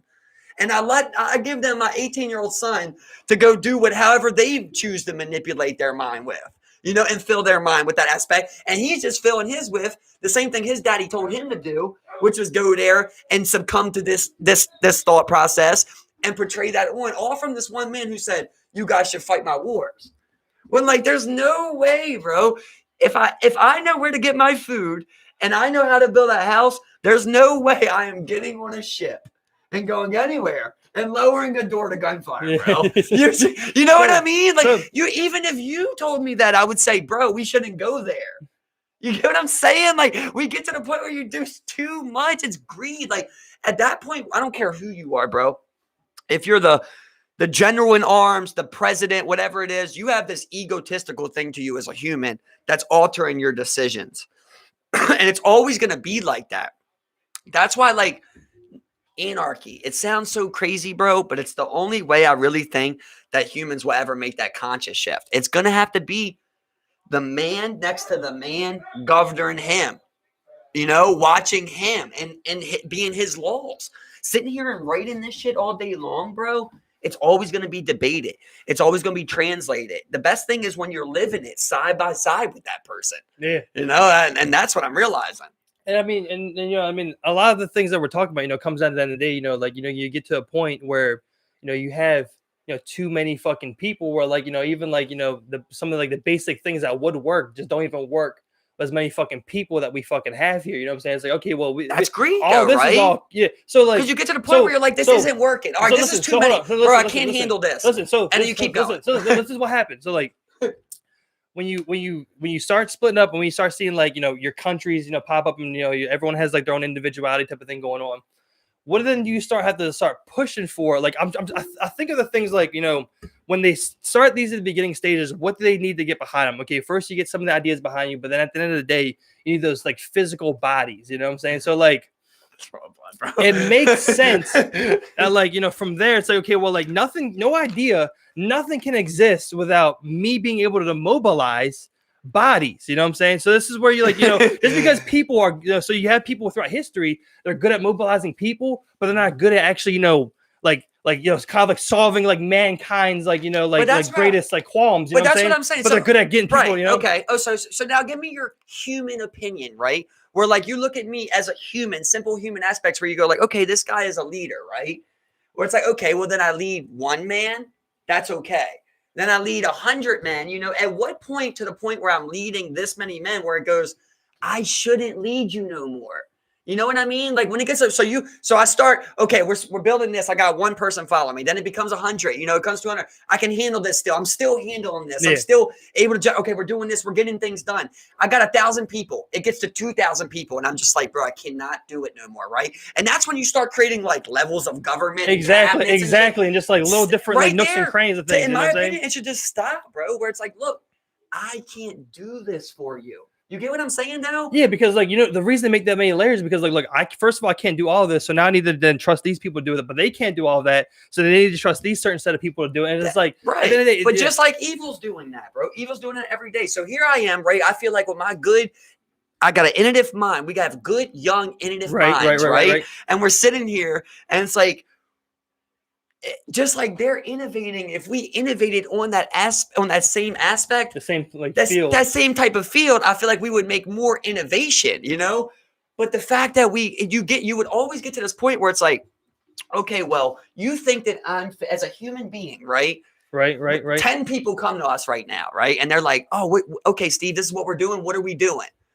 And then you would bring them to me, and we would like kind of talk how we've always talked together, and it would be like, okay, so now me and you are telling these 10 people kind of what to do right here. Yeah, right? Exactly. Yeah. Right. So then we get to 100. We've been here before. It was like, we got a bunch of people. We're on shrooms when we were younger. And we're just like, yeah, well, it reminds me. That's what it reminds me of. Exactly. Yeah, and I always tell you where I feel like the universe brought me into these certain experiments to like show you, like eventually I'm going to get to a point where like I could have you, Rodney, Tyler, Brock. I could have 100 people of my friends say Newell's a good leader. But there's going to come a point where I'm never going to be able to lead 10,000 people. You're going to have to be a leader, right? So now at that point, now Newell's only choosing who he fits to be a leader. Do you see what I mean? Where I'm always going to have a bias. There's always going to be a human bias. Yeah. You have to eliminate that, which is the true thing is that shouldn't exist. You should never get to the point where you have to form a cabinet and you form skyscrapers and Manhattan. It's just, that's enough, bro. Yeah. Well, that's what's going on. Let's stick to like that, like kind of like rudimental thing right there. Maybe that's why all the different religions exist, because it's like, bro, okay, this is what I'm doing right here. I mean, like, that's the thing. Like, even at one point, me and you talking, we've butted heads and at certain areas, would, if in a village aspect, may even walk a different way. You know what I'm saying? It's like, where it's like, you as humans, like, you also like you have to kind of like subject yourself to like, you also have like the best knowing for yourself, but like other people are like, it's such a weird, a vulnerable transition that like you have to do with people where it's like, okay, well, exactly. I know that you're gonna have my best interest in mind, and what I'm saying is, so let's say if you think like there's a situation where they're like, okay, you think that about me, right?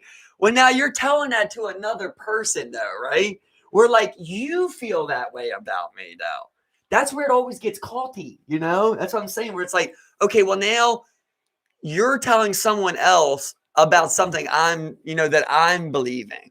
You get what, like, it gets culty. It should always get to this point where it's like, bro, but hey, Steve, we had 1,000 people and we built this entire little city here for 1,000 people. I think we should just stop building, bro. And you should probably just go be with your family, dude. Yeah. And just love your family. Yeah. You know what I mean? Like, I think a lot of times especially with people, like things either outgrow them or they're bigger. You got that evil working. They're bigger than they're ever. But evil's working 24/7, right? It's just like, oh, you're going to sleep. You guys are done at 1,000. I'm gonna get 10,000 to say that your 1,000 is littler. Yeah, and that's where it comes. And we're over here cutting each other dicks off and shit. But that comes to the point of like, okay, well, as a good person, though, what I'm saying is like, as you see me as you would say, I'm a leader for one. I think I could lead 1 million people. Like really in my naive mind, I think I can lead 100 million people. For some reason, I really believe that. I should never be fit to do that. You get what I'm saying? Yeah. It should always get to the point where it's like, obviously, there's some ego or biasness because you don't need to control this many people, bro. You're doing this because of evil at this point. Like, why do you care? Why do you even care if this many people believe what you're saying at this point? You already said what you said. You got all the people that you love in your life.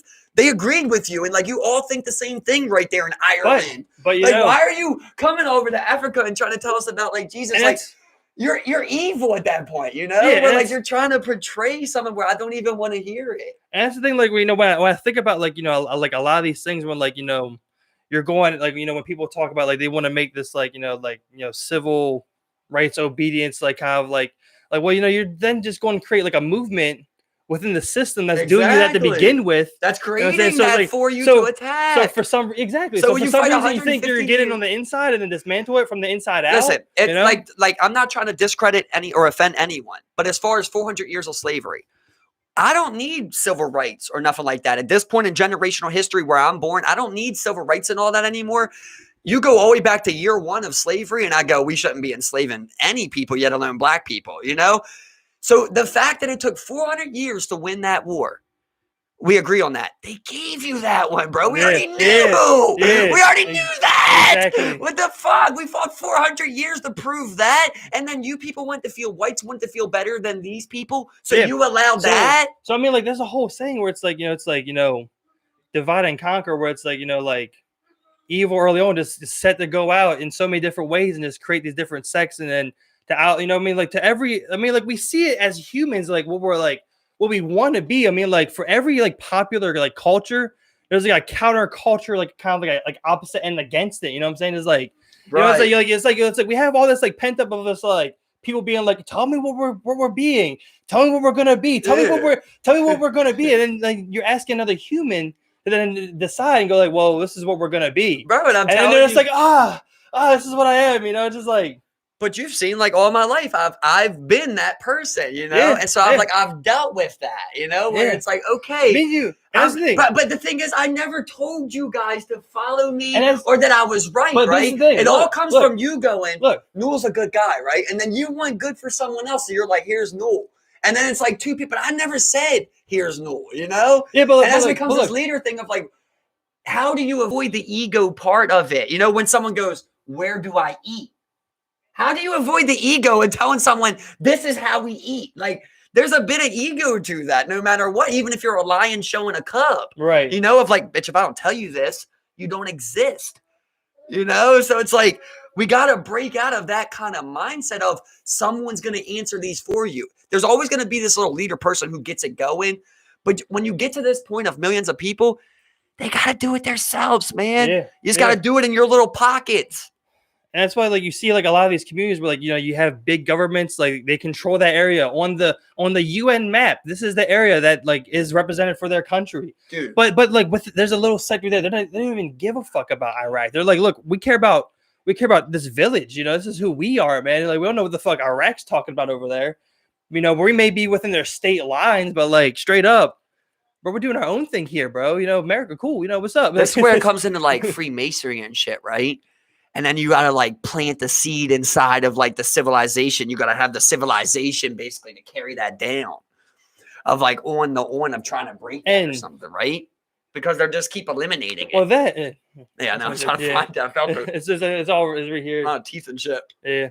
But, so I mean, like, and that's the thing that, like, you know, it's tough for, like, you know, me to think about, because I think at the end of the day, people, you know what I mean, like, you know, will kind of like, you know, like orchestrate, like if they're all humans, like you talk about him, you can't be bought, because at the moment that you can be bought or given anything, stature, a position, anything that like your ego could ever possibly want, it's immediately tainted from that point on. Even your food, you know, that's what I'm saying. Like if I tell you where to get your food at, there's already this kind of part behind me. Whereas, like, you know, kind of like the mass organization of humans may not be natural to begin with. You know what I mean? Like it may be something we need for overall, you know, survival and like innovation. But like, you know what I mean? Like, you know, people at some point I think are gonna get too big and get so wild that like we just ended up like exterminating ourselves. You know what I mean? Like, so that's what I'm saying. So now I'm thinking about, I can keep feeling this on me. You see it? Oh, yeah. Yeah.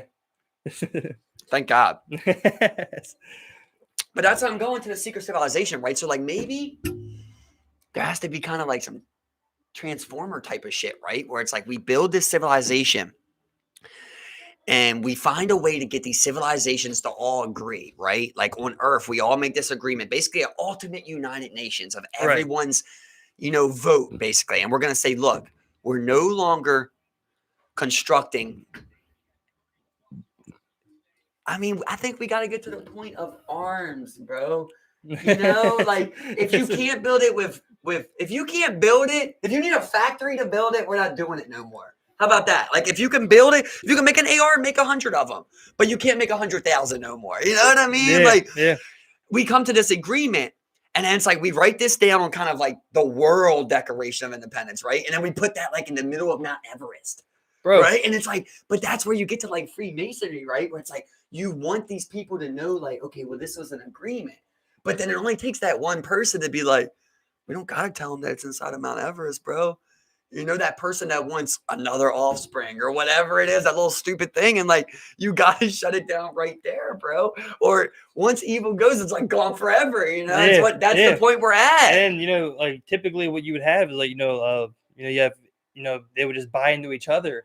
As okay, well now it's like, okay, I found 4 mines, so we're down for this little thing on the inside of you know, whatever mountain we're at. But now he's not down with it.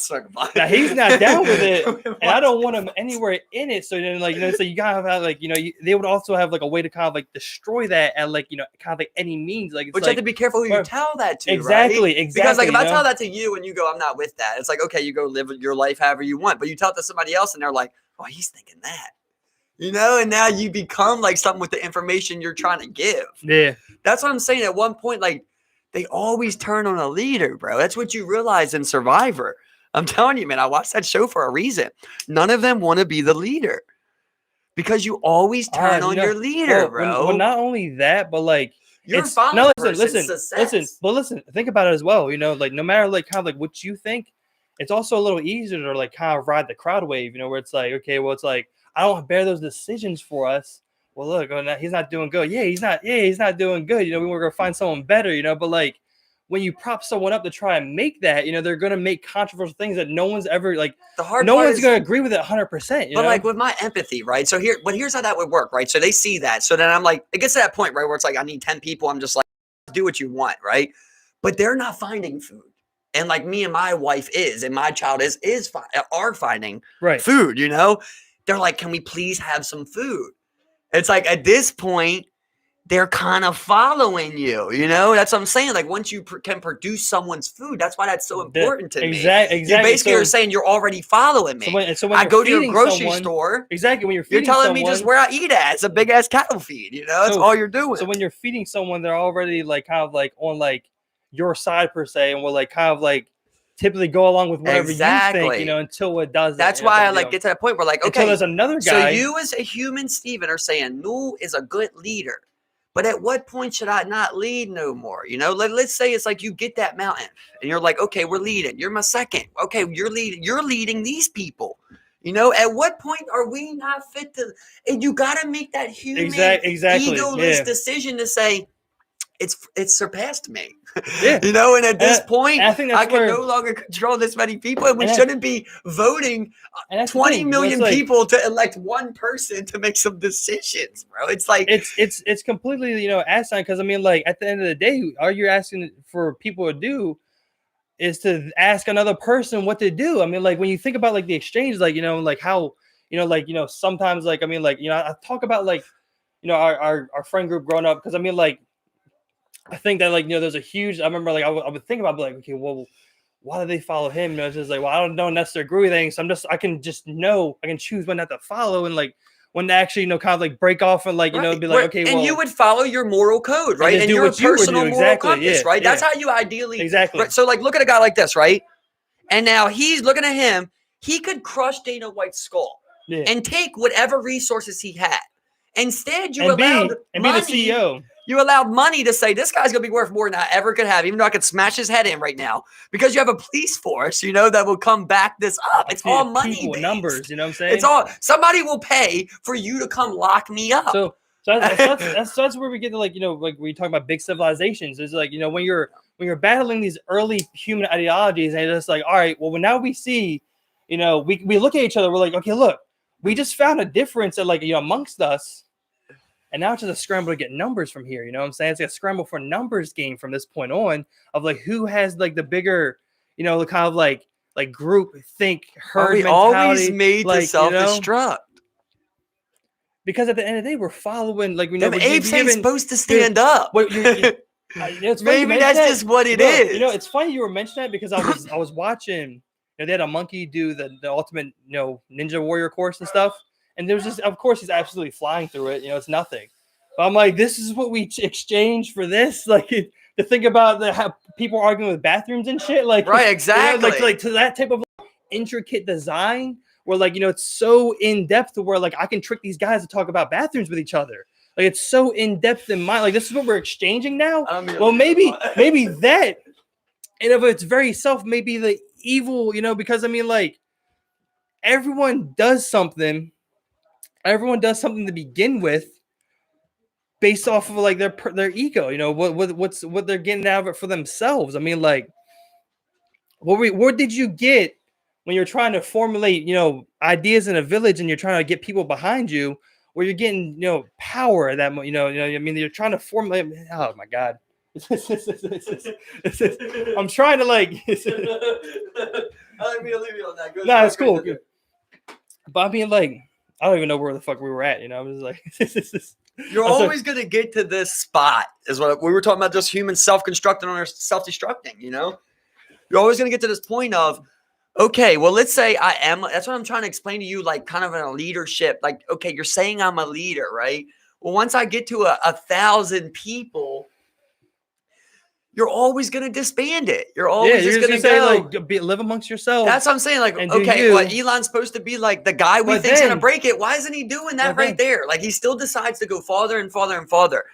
See, you're willing to do all of the. You're willing to enslave all these people to push humans, you know, knowledge farther. Is that your argument? You're saying like, okay, I'm on the forefront of technology, but yet you've got 11-year-olds mining metal. You know, listen, they wouldn't be mining that metal. This is what I'm saying, bro. Like it's evil, dude. It's all evil. You can't tell me those people are good. I don't know where I was at before. So I mean, they're like, evil, when anyone ever sets out to do anything, you know, it's all based out of like the ego. It's like, okay, well, you're drinking out of that water source. Well, I'm gonna go find my own fucking water source. I'm gonna go make it mine, you know, and like that Brandon Deer Park, you know. It's like, and that's what we're trying to do. I'm gonna take your water, guys. It's like, and we're trying to eliminate that. Thing, you know, it's like you were, you know, once you get to like, that's what I was talking about earlier. Where like, you know, with like such a construct on us, because listen, and like, you know, take away the psychedelics and, you know, just make all of this shit. Like, how did they let it because look, listen, hold on. You're on the right track. Because when we got to the point where we're like, look, man, we're leading 1,000 people. It's like, well, go live amongst yourselves. Whereas evil was like, worship me. But what follow me to the death. But what I'm saying, Steve, is even like, okay, so stay on the good side, right? Where I tell those people, we got 1,000 people, and I'm like, don't go do your own thing. But they still might want to follow you. You know what I mean? Like what if Charles said, leave me? And those people are just like, no, Charles, you know, we're not leaving you.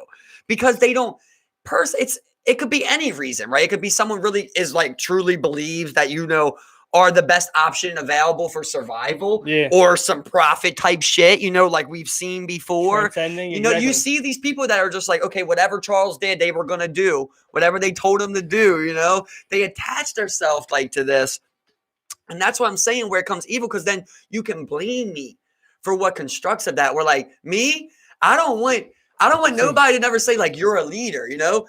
I only want to be leader to the people that I love. Yeah. Because if not, then you can use that, you know, for evil. And it's the thing. I think when like, you know, World War I and II came about, and like, you know, it was like that huge, like on like the mass kind of like grand scale, grandiose type of thing, where it was like, you know, you're sitting there, you're just like, you remember they're talking about the afterwards, you know, talking about it. It's like, well, we're trying to figure out how to, you know, judge this correctly, and then like, you know, give them the punishment we see fit.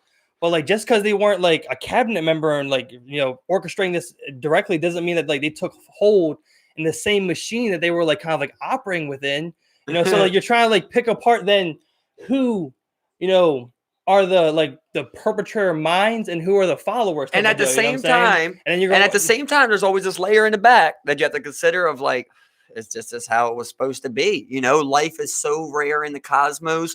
We formed here.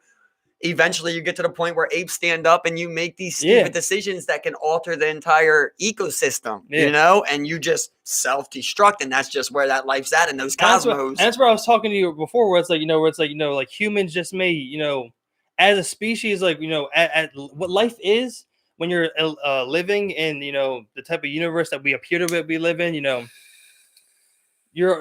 especially when you don't have another species of intelligence, like, you know, like another like interplanetary person coming in and just being like, well, this is kind of like what it is in the, you know, grand scheme of things. Yeah, we need somebody to check us.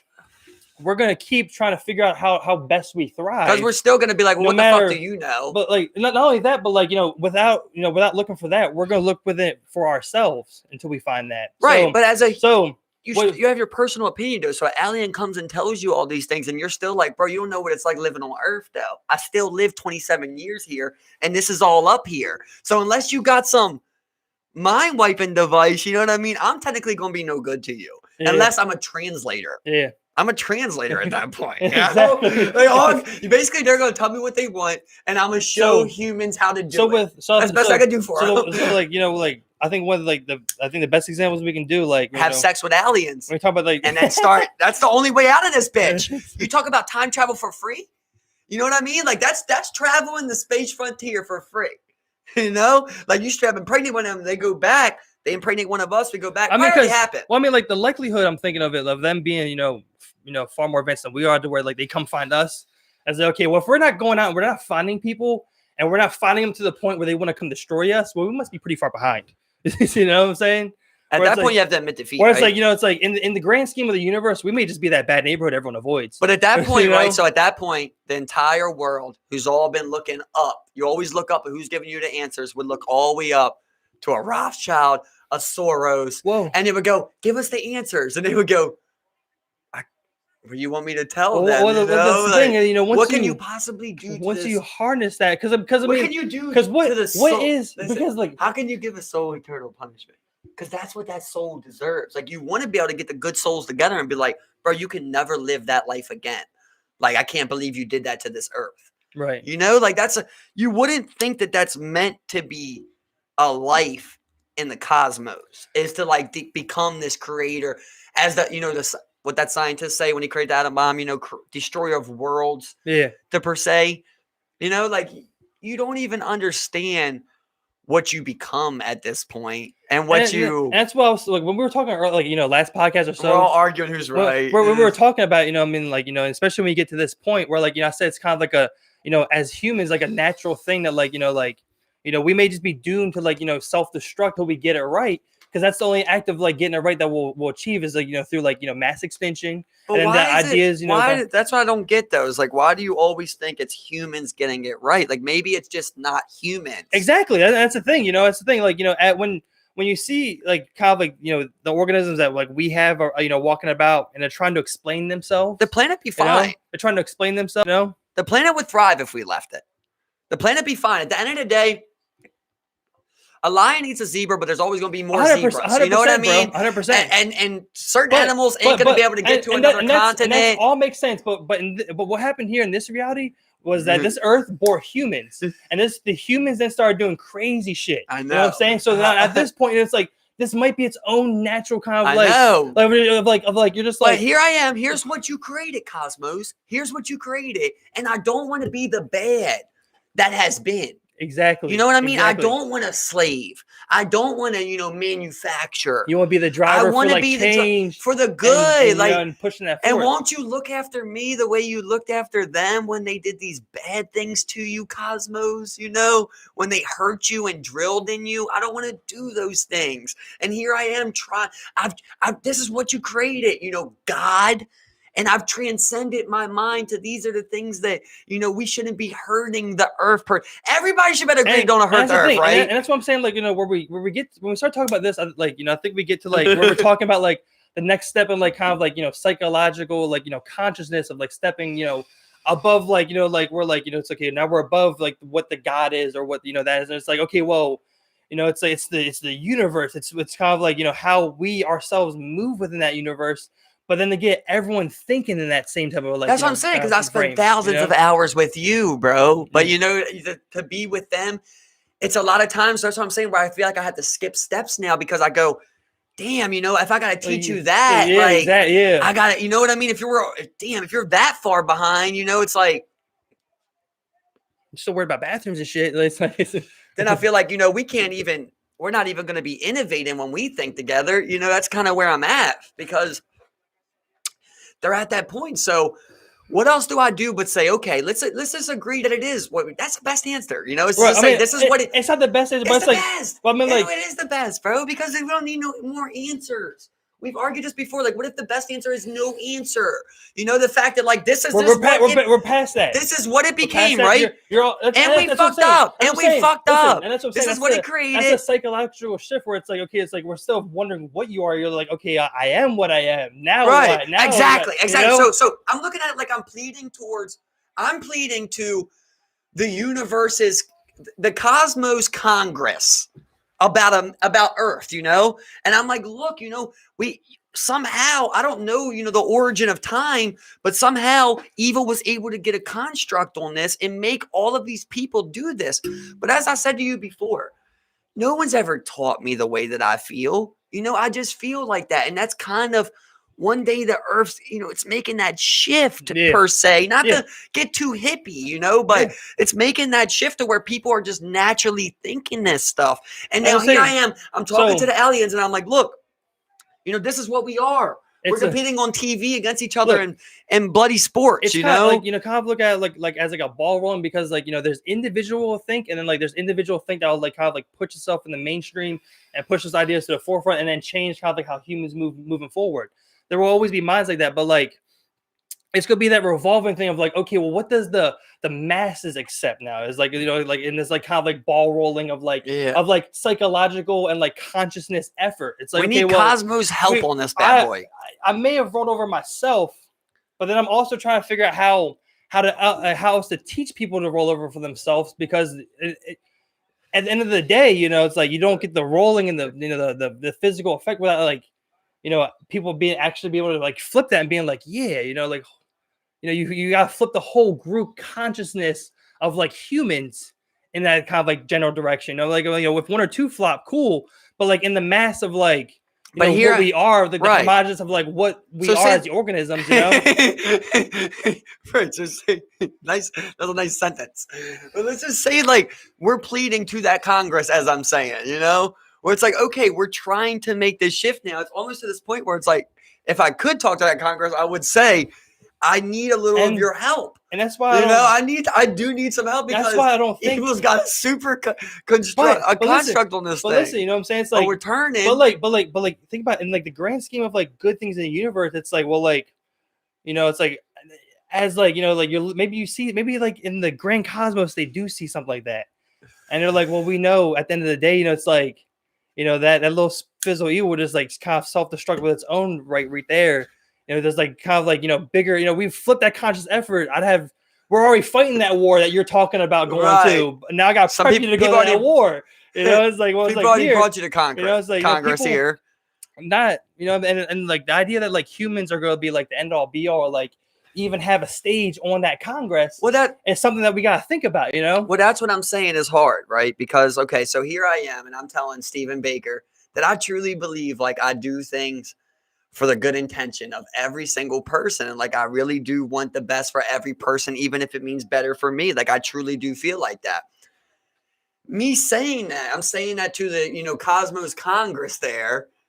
And it's but at the end of the day, I want what's good for these people. And then they would have to make the choice of if they believe that, because who am I to say? As I'm saying, then when you put a teaching to it, and then but what if you're gonna hand me a Bill of Rights for the Cosmos, and it's well, who are you to say?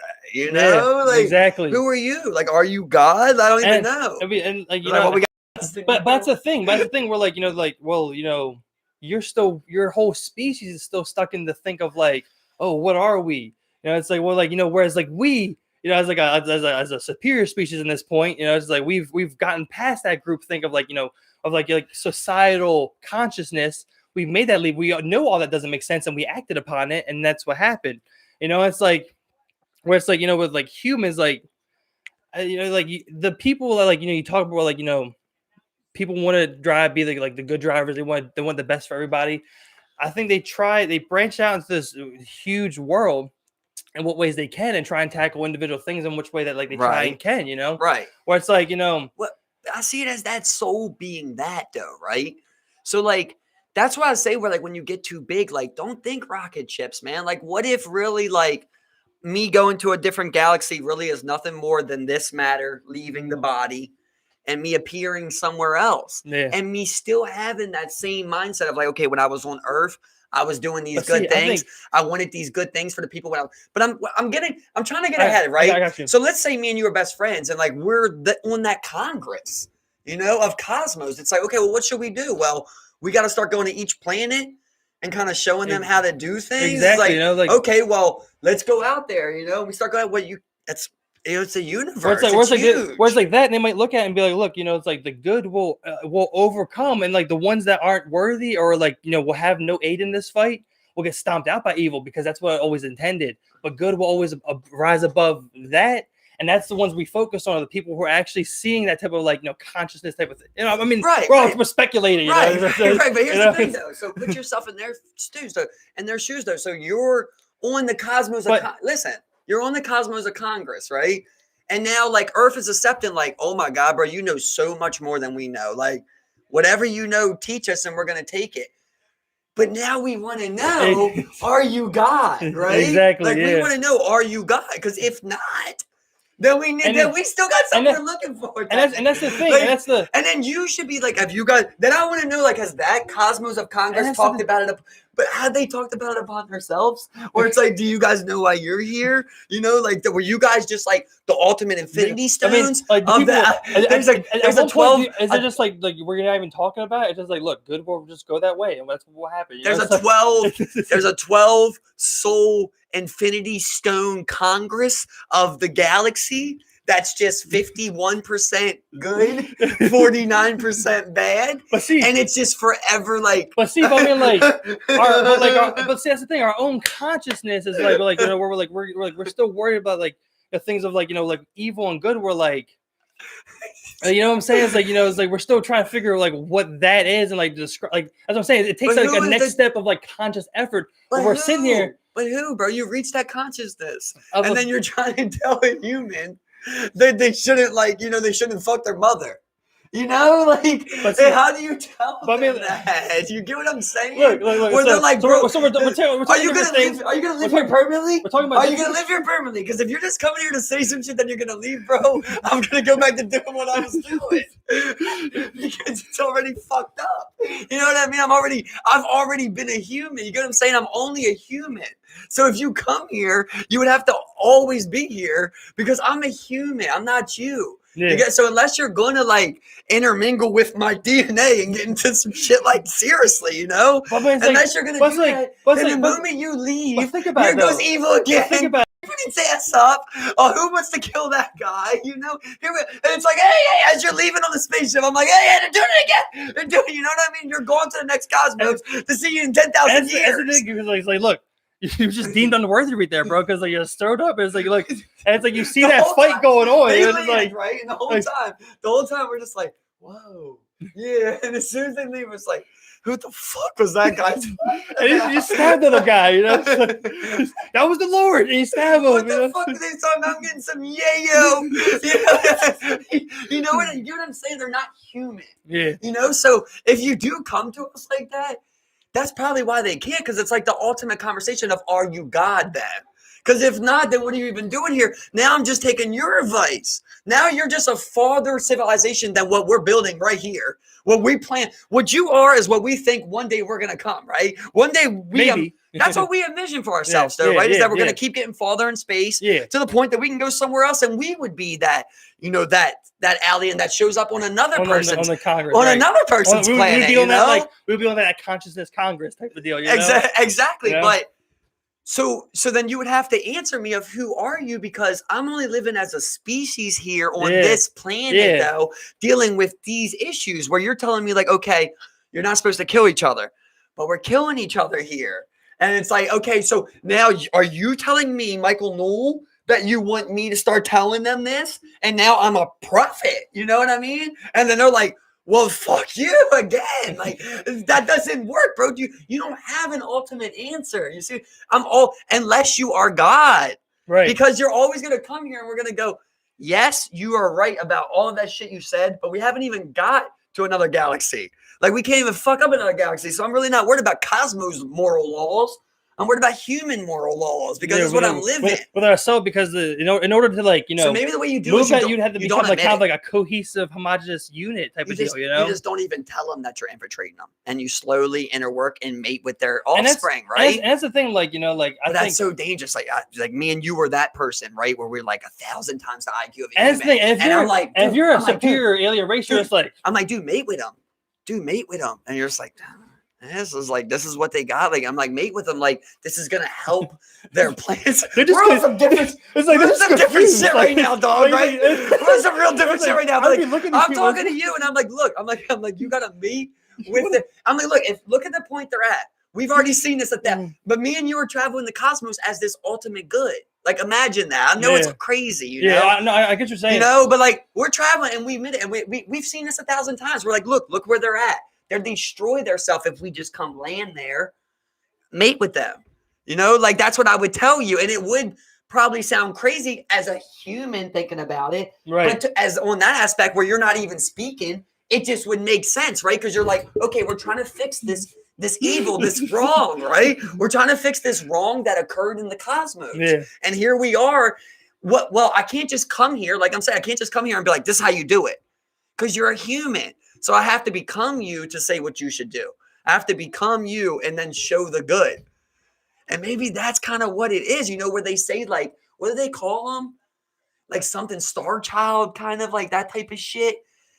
Yeah, like, you know, that's what it all comes down to in Egyptian context too, right? What? That's what I don't know if you ever heard that. I've tried to explain it to you before of like, that is a common belief among people on like the beginning of, you know, humankind was that we were visited by something like I'm describing, you know, and it was a good and a bad sibling, as you would say. You know, and the good one decided to inject half of his DNA into human DNA, mate with them. Obviously, when I say me, you wouldn't have to fuck a woman. You know what I mean? Yeah. You better just fucking, I don't know, touch her, and you know, you would have that crazy type. You just split half. Like, we laugh about it, right? Like we laugh about it. It's crazy because we're so stupid, you know, that we laugh about it. But like, that's just such a simple answer to something like that far constructed. And it's like, okay, we have to slowly become them and just try to write this good. And that's the thing, bro. Like, you know, and kind of change this mindset. I think people at one point, you know, they get to like this like really grandiose idea where it's like, okay, we're out here, we see above all the bullshit, but it's like, how do we really take that back in and really apply it and like use it and like kind of like their inner workings itself? You know what I'm saying? It's like, it's like here we are, right? And we're at Earth and we're in the Milky Way, and then we do eventually figure out how to travel galaxies. And we show up in a galaxy and we're like, hey, bro, we got a democracy, you know, like we established this thing where like we just let everybody like vote, and then we go with that, and they're just like, what, bro? Like we realize most of the people are stupid here, and we really had to get a small group together to do something good. And that's already became that good that I'm envisioning for Earth eventually being, you know? Right, yeah. Like that's the same thing I picture where it's like, you do kind of got to make these tough decisions of like, who can really follow. When you're not making these decisions for, okay, I'm going to start a company and I want a Fortune 500, you know, I want a smart businessman. Right. Like I would want, you know, these people that we know about, that we economics, consider smart. You know, when you're not going after that, it's like, okay, well, who do I want to build that type of company with? You know, it's like, well, only the good people I see. And like just how we looked up that eco village thing, like it is kind of a thing all over the planet. And like slowly that's kind of what the idea is becoming by being able to intermingle with that DNA over thousands of years, and it just taking that time, you know, and us being just like a step of that step, and eventually them trying to correct the cosmos. And then you just like ever evolving into like what that could be. Because I mean, like that very own thing that like, you know, like they you know, sprout up, like, you know, it's like that, you know, this could have worked out, and then like, you know, it may not, and like, you know, just kind of keep like evolving until it kind of like doesn't take off. But like until then, like, you know, when you're talking about people, it's like, you know, you're like, how do you have to ask like, you know, people to then like, you know, shoulder a huge responsibility, being like, look, we have to prop up humans on humans for human's sake. You know what I'm saying? Yeah, like, I'm trying to fix that though. Like that's what I'm saying. Like I'm trying to think like when so it's like, well, we give them this. Okay, so the first tough time, because we think like man, you know, it's like it's very tough. Right, and we're also outside, and we also think that you know? are right. Like even though we're man, me and you look at us like liberal, good man, you know, just believer in good things. Yeah, believer in good things. You know, like we look at ourselves like that. So it's so complex to try and see how they would see something like that. But like, and that's where we get distracted along the way, because like, you know, this is real quick though. Like, so here's what I was trying to say, right? Where it's like, okay. So think about that, though, if they did do that. So I get you to mate with that woman. But not everyone, but listen, not everybody's here that I get you to mate with, right? Like you're still going to have humans. I'm not getting you to take it over as our race, right? But you just made it. Okay, well, Here's where the complexity gets in. It's like, do I let them know? Okay. This is where it gets complex. This is where it gets complex. This is where it gets complex. Here's where it gets complex. Because like, okay, so we're doing that and we do that. And it's like, okay, well, do we let them know that we did this? You get what I'm saying? We're like, when I'm talking to you, you know how I tell you, like, I feel this divineness about myself, right? Right. I feel this about myself. How do I know that that isn't that? But they just didn't want, they couldn't tell you that. Necessary to be like, hey, nobody's going to come to you and be like, you're the one, or you guys are the one. Or you have it figured out. You're exactly. Or you're exactly. Nobody's going to come to you like that, you know? But in reality, they are. It's the mindset. Exactly. The mindset eventually becoming that. So it's like, but you couldn't tell them, right? You could never tell that species that you gave them. Like, oh, okay, this one bloodline is 50% alien, 50% human. Nobody could do it because everybody would sought after that, and be mixed in. You couldn't tell them that you did it. You would just do it, right? But then you're feeling different than every other human on the planet or all the humans you see, Right. But you get where I'm at here, 100%. then you feel different where you're like, okay, well, what they're doing just makes no sense to me. And here you are, we're like, that's been built. And here you are right here where you're like, okay, we agree that makes no sense, and now you are that next level of consciousness, but no one told you. Right. So exactly. that's why like when we were talking before. So when you're trying to when you were like, oh, somebody's got to do it, and I was like, well, why couldn't you just, of course you don't do it, but you start the first bend to that kind of thought with your land, and you teach your offspring that. I teach my offsprings. They get together. They teach my children mate with your children. That really is how it gets down, bro. It's like, okay, well, I mean, you're a trusted neighbor, right? So then I'm trying to engrave this. You know what's actually, you get what I'm saying? People would actually, hold up. You're trying to engrave that. I'm helping you real quick because people would be like, okay, that's crazy. That's weird. But that's exactly. But hold my on, brother needs to fuck your sister. That's exactly what they do. It's like, look, okay, it's like, look, you have a lot of land and wealth. I have a lot of land and wealth. I want you two to come and have sex because you guys have a lot of land and wealth. You'll create something with crazy more land and wealth. Just like Eagle's innovating. We're innovating with good, where it's like, okay, we need to get out of this human egotistical thing where it's like, bro, nobody's fucking my sister. It's like, well, okay, well, obviously you're one. Well, they're still gonna reproduce, right? So you might as well come to an agreement of like, all right, well, if that's why maybe the Amish are correct on how they have that, where it's like, all right, hey, you can select who you want out of this bunch that we've created here, because we're keeping this thought going. You get what I'm saying? Okay. So you have the free will to select who you want to love. But at the end of the day, this is what we're constructing here. And this is how we're carrying it down, And just year after year of that. You bring people in and it's like, look, I also believe in what you want to do. Like, okay, well, come on in. All right, well, you want to, you want to procreate. You want to, nurture that kind of good. It's like, okay, well, then, are these people, what I'm you saying, take my daughter, Are what we thinking the Amish? I mean, is that what we are thinking of? Because I'm sitting there and I'm going, why does nobody attack the Amish? Why don't they call the Amish a cult? It's like maybe they do got something going on. The fact that they're not considered a cult, it's like they're letting people make choices, but they're telling you you choose. And they also have that Rome Springer thing where it's like, look, you're 18. Look, you want to go back to what we had because we had it right? Yeah, that's what you're like. But that's when maybe they do got it right because maybe they're like, look. If you want to go exist in the world, it's like you're free to write and do that. If they're right, they're right. To be here, those are the ones we're going to focus on. Right. But once you leave, when you choose, don't come back. Exactly. We don't want nothing to do with you. We can't come back. Because we want to focus on who are coming back. And that would make sense, right? That's how we would start that. That's eventually what that mountain of land we would buy would become. It's like, okay, well, my offspring goes with your offspring. We find other people that we think are good people, right? Yeah. And we start intermingling our families along the line of that. My daughter would love to meet you. Exactly. And then next thing you know, you have this civilization where it's like at the end of the day, my great granddaughter is choosing whoever she wants to love. But no matter what, it's still your great something because it's the not you. It's not Stephen Baker. It's the thought process of that. It's that good, penetrating through generation of generation. And maybe they found a way out to do that. Look, if we buy into this, if we buy into what they're doing, we don't like it, right? So we got this right here. This is what we found out. We're not selling our souls, but we're in their economy, but we're not selling our souls. And we give you the option of free will, but like you could still come back here. Like they kind of, if you think about it, like it's a kind of a things that are right. Like they found a way to make money in our economy, but they still live amongst their own life. And at the end of the day, like your daughter doesn't feel like you're selling her off necessarily, but like you can only marry but of the people that I put on this mountain. You get what I'm saying? So it's like you try not to do it in this egotistical way of my DNA, but the thought, that's what you're trying to put into the also. It's the fact of like, okay, now we see we're two humans that think this much alike. Then we have offsprings and we teach them exactly everything we said to each other.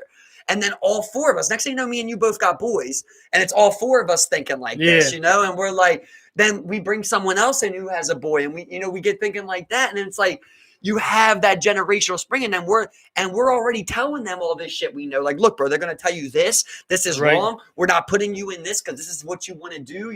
We're not trying to say we're right, but we know what they got is wrong, and we're trying to let our next generations decide, carry that. Because I'm not right at the end of the day, leap. Right? But I'm good. But I'm good. I'm not right. But at the end of the day, evil isn't wrong. Well, right? Evil is evil. It's yang. Yeah, yang is yang. It's still a force trying to exist within a universe. Just how good is, right? And it's good, and just like how life will do at times, will do whatever it takes to kind of like live. You know what I'm saying? So it's like you have those two intermingling. But right now, with my mindset though, like I could do that for a selfish way. Do you get what I'm saying? Where I could say like, I'm buying my acres, I'm going away, I'm putting my family there, and I'm gonna live how I imagine and be happy. But I know how many people, like that's what I'm saying. I don't think everybody feels like this, because I don't want to lead people. I don't want to sit here and tell you what to do. Exactly. But I'm telling you, I got an idea. Yeah. Like that's all I'm trying to give to people is like, just listen to this. Just listen to this, and like you take whatever you want from that. Okay, so you're saying you're trying to find. You can't tell people what to do. You're trying to figure out I think you're the balance, and that's the thing. I think the problem is you're trying to get it attached to something kind of like metaphysical, something like an all-encompassing energy, type of deal, it's that Bill of Rights that's ducked inside of Mount Everest I talked about without ever being written.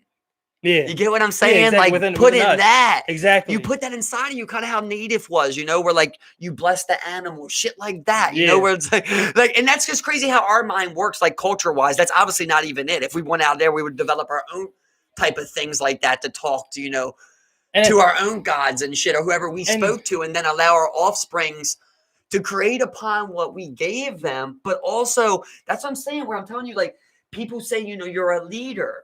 But I only want to lead to a certain point, because at that point, then they will say that I'm evil. You just want to be a driver for good. You just want to elevate good. Just to say just like you always tell me, I never thought about it like that. And then, maybe that's just where I'm supposed to stop on, some people, because then it becomes if we don't have this rapport, like we always talk about, right? Then it becomes you're trying to lead. You can't talk about things openly, without the ego side. Kind of you're always going to be well, why? Then they're going to come to you. When I'm not around you, they're going to come to you and be like, well, why do you listen to that guy? You know what I mean? Yeah, exactly. And that's what I'm saying. That's what we've developed, is that kind of mindset. I'm trying to develop it, but not have that mindset in the beginning. Right. And that's in me, though. That's in my human 27-year-old. You're trying to protect that type of thing. I am that. I have to accept that's what's wrong about me as a human. And now I encapsulate this. And in my offspring, I teach them this was what was wrong about me.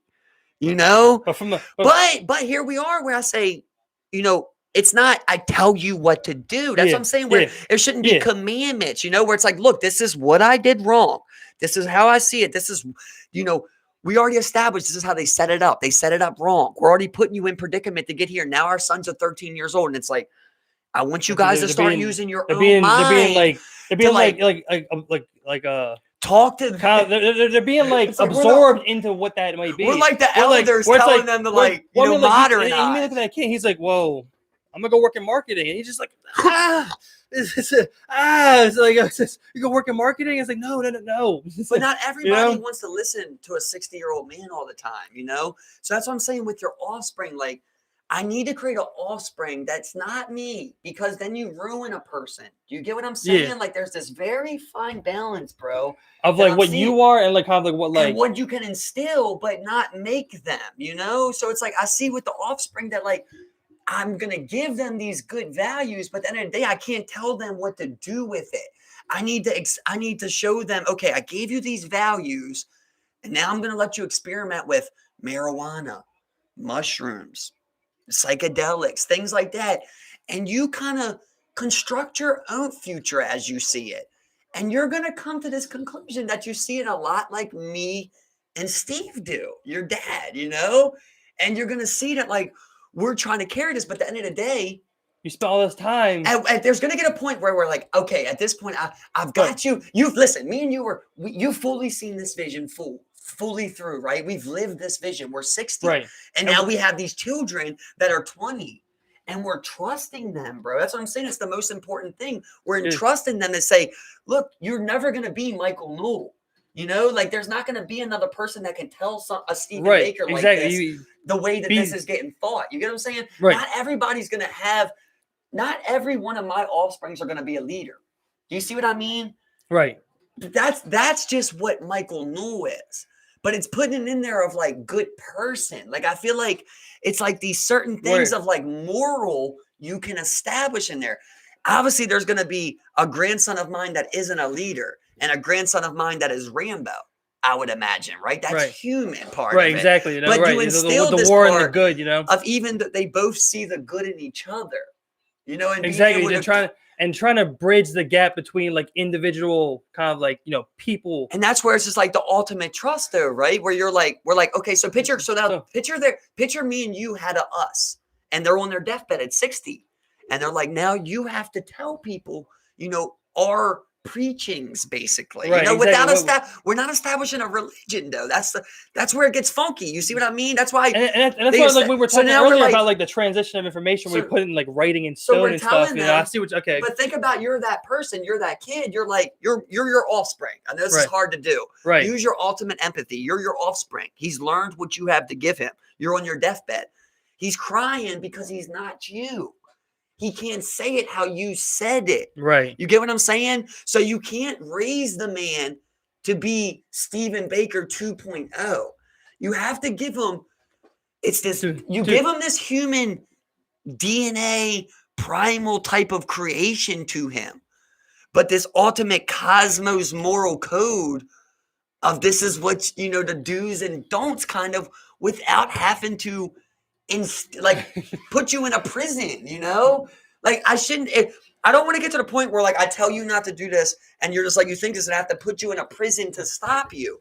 Instead, I need to invest in what stops you in getting that prison. You see what I mean? Like that's where we're fucked up at. Because it's like, you're running into people that aren't agreeing with what you're saying and they're doing something else. Okay. And instead you're inventing ways to put them in jail. Instead of inventing ways to like innovate with their mindset and go, okay, why are you thinking like that? Is there a problem in what we're creating?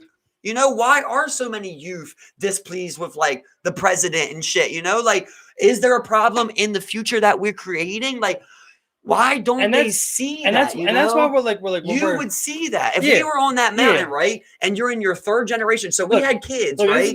And your kids had kids. Look. They would see you still living, though. You're not Mitt Romney, which is what you would do. You're that person on that mountain. You're Mitt Romney on that planet without being bought, and telling your kids how to make $1. Right. You're still the Congress member that they talk about. Remember when Steve used to tell us? Remember when Uncle Steve used to tell us? Not everybody's even related to you, but people in the village go, well, Steve used to say, that's continued upon. Right. But then you got this fine tune right there of allowing someone to create their self with this DNA that Earth has given them. Right. But keeping it good, and saying, learn from the teachings, but create farther. Like, but they're not you. That's the hardest part. See, you know, like what if I create my son and I give him all this knowledge, but he doesn't speak like this? And when people like you who know how I speak talk to my son, and you come to a person like me, and you're like, he don't talk with the passion you had, you know, and I'm like a hurt native tribe chief, you know, that's like, oh, my most sought after, you know, my second mind in command in my mind. Obviously I'm second in your mind, you're first, you know. So my second in my command thinks that my son isn't fit to carry it how he's seen that me, you know, like I might have a child and we have these talks. You have your son, I have my son, and we have these talks and we give him this knowledge. But when he talks, you can tell he don't talk like this. And you come to me, and what we're trying to build, you have to have that kind of honesty, right? Where you're like, that offspring you created, he doesn't speak like that. He's not like that. That's what I'm saying, where you have to have like your individuality. Because I might only have one son, one daughter, for all I know. Right, one, right? Yeah. So like for that one, it has to be instilled in at least that one. You know, from the beginning, it has to be instilled with that. Yeah. For that to branch off at all. And I mean, and that's the thing. Like, how do you take that from you? And that's the thing, bro. Like, you know, I think the thing I have trouble coming to, the thing I have trouble, like, you know, like trying to like think of is like, I feel like we've like it's like we're coming like late to the game where it's like, you know, it's like, well, he figured that out. He implanted his whole evil regime right here. You know, like he right. It is what it is. It is what it is. Is what it is. Yeah. Is what it is. That's what I'm saying. Think about that entire story I told, bro. Right. Where you infiltrate and you mate with them, right? Eventually you go, just like we were talking to the Congress. We're like, we fucked up. Okay, well, now we're going to mate with you. We're going to slowly become this. And you get to this point where you go, that is what it is. Yeah. We don't care about that no more. We can go, damn, how did they get this construct of evil and create all this? It's how we cement our own from here, good in here, and then like kind of build up out from there, and like, you know, kind of like propel forward. Because we're two souls that decided we didn't want to do that. You know, like we don't want to participate in that, even though that's what this earth has decided they're leaning towards. We still don't have to in everyday life, you know? Right. And then you portray that to your youth, and your youth be able to portray that generations after generations, hopefully with the want to teach. That's the thing. Like, will they want to teach as much as you will, to keep them from feeling that primitive instinct of, oh, well, he taught me all this, so now I feel like I know more than the man who's a CEO, right? Right. Because we're not going to win like that, right? He has to be able to take what I'm teaching him and convince a Fortune 500 CEO that he should take his money out of the stock market and buy land. You get what I'm saying now? Yeah. And create that. And that's what I'm saying. Start, you know, perpetuating that type of that's idea, what I'm saying. We're like, I know that Elon and Jeff and them, they're evil, bro. Because when you think, and it's hard to say this because I keep going back to the point of how can I tell Stephen Baker that I know I'm good?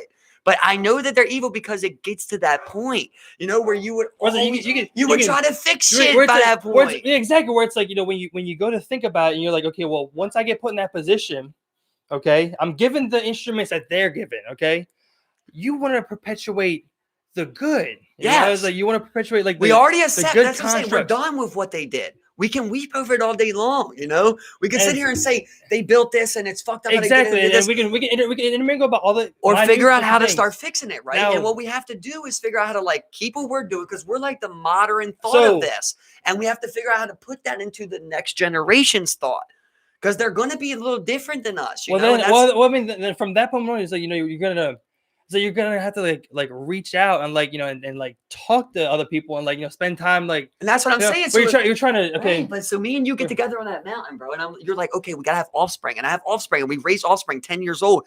You're talking to this boy of mine, right? And now here you are. You're hoping that I push this image of what we're trying to create on this mountain, right? And you're talking to this boy of mine, and he doesn't talk with that same passion that I talked about. He knows what I know, but he's not like doesn't. Right, exactly. You know, we have to keep them from feeling that primitive thing of like, oh, my dad knew all this. He gave it to me and I don't want to give it. You know, that feels like my dad always told me to teach this, to give it to other people. Like that's the hard part, to make sure your kid don't get succumbed in this information. Right. Because at the end of the day, he's going to believe you're right no matter what. You get what I'm saying? Your kid's going to believe you. Exactly. If I tell him, bro, we kill people every day. We kill people. He's gonna grow up and kill people. And that's the thing where you're trying to figure out how to balance it. how to have them okay, you go, okay, it's like until you go and okay, I try to tell you so much. I spent so much time, and then you went to try and go see what's up, and then you realize that's how it was. It's like, look, and here I am going through all this in my mind, and I've got a woman on earth that's like wants to bear offspring though. And I'm like, I can't even believe people are bearing offspring. Look, they haven't even got this far. Look how long it took us to get right here. Exactly. You know what I mean? People are not even thinking like this. So look how long, hours and hours in conversation to get to this point of understanding with each other where we're at, Why are people even having children? You ain't even broke this shit down yet. You know what I mean? You ain't even figured shit out. You just had a child, and now you're giving them this knowledge that people gave you, but you haven't really thought of what you want and what makes you happy. And that's what I'm saying. I think that's why my biggest motto is what makes you happy, bro, because I can give you these successes to life. I can tell you, here's water. In my ultimate utopia, I'm going to show Steve how to hunt. I'm going to learn how to hunt from someone, and I'm going to teach that to you and your offspring. We're going to get to this point, but it's always going to get to a point of what makes you happy, And if you don't know that, you shouldn't bear an offspring, in my opinion. Because you don't know how to portray that next generation. Because not only that, but here I am working all this, bro, before I decide to make this conscious decision on this planet. And not only that. No, and you guys just are busting nuts inside of bitches. You think we don't want to bust nuts inside of bitches? We all want to bust nuts inside of bitches, exactly, bro. But we choose not to because you're trying to wait till you feel that you're developed something better, to give something to a child, right? Not only financially, but like up here. Like you're hoping you develop from the soul, like the heart, And like just now, like in my first time in my life where I feel like, okay, like I bet if I did have a child, I could steer them correctly. It's the first time in my life I ever felt like that, and I still don't want it. Yeah. I still say I'm 5 years from that, Yeah. Of like, I think that like 30s is a perfect number for humans to offspring because it's like it's too early, bro. You don't know shit. But and that's the thing, bro. It's like, you're trying to teach as you live, like as you experience things in this world. It's like this is the oldest I've ever been, right? And the oldest I'll ever be. And the whole time, so I'm just picturing like how it starts, bro. That's what I'm picturing. I'm done thinking about anything that they think about. I'm right here, like I'm trying to use this to think about how it starts. Where like me and you were on there, we're building, and we have these offspring, and it's like you're hoping you can get them to feel like this. If not, you do need to have more offspring, and hoping that 1 out of 7 talk like this. And you know what I mean? I kind of like keep like that, like the idea of like what you're trying to say, like move forward. Yeah, exactly. In that generational next spring, right? Exactly. Not miss that, right? Yeah. Because if we miss that, then we get a big setback. So then we're at this point though, where I can't. You know how I am, right? So I have this offspring. And I'm like, bro, I got all this figured out. And I'm trying to tell you all this, And it's like gets to the point where you can bring so much at once that they rebel and they become something completely different and just succumb to this system, Yeah. Like you have to make it to where like they're still happy. That's why I always say that. What will make you happy? That's what you're always going to come to. If you want people to follow you, if you want people to do what like your idea and try to really talk about ideas, they have to be happy. Like, and if they're happy at the end of the day, they're like, okay, what do you want to do? This is what I want to do. Yeah. And you build things like that, But then at the end of the day, like, I can have a son, I can give him all this. If he's not happy with living on that mountain when he sees Hollywood outside, and he wants to go be a movie actor, and I'm like, I'm trying to persuade. No, bro, you don't understand. I've got like the genetic moral code of the cosmos, and I'm trying to instill this. I'm trying to instill this in you for you to think like this and carry this on and not succumb to what they're doing. So I need to give that to my child, but also I can't make them think that they are better than someone. Like how that, because that's above like other people and above people. So me and you're on that mountain, and we're creating these people. We're creating people now, Steve, on this mountain, away from the civilization. We're creating them with our schooling, and we're giving that to them. It's like you can only give them the construct of it, and you have to let them live amongst that and develop their self, or they do rebel. You can't tell them everything, and tell them how to live.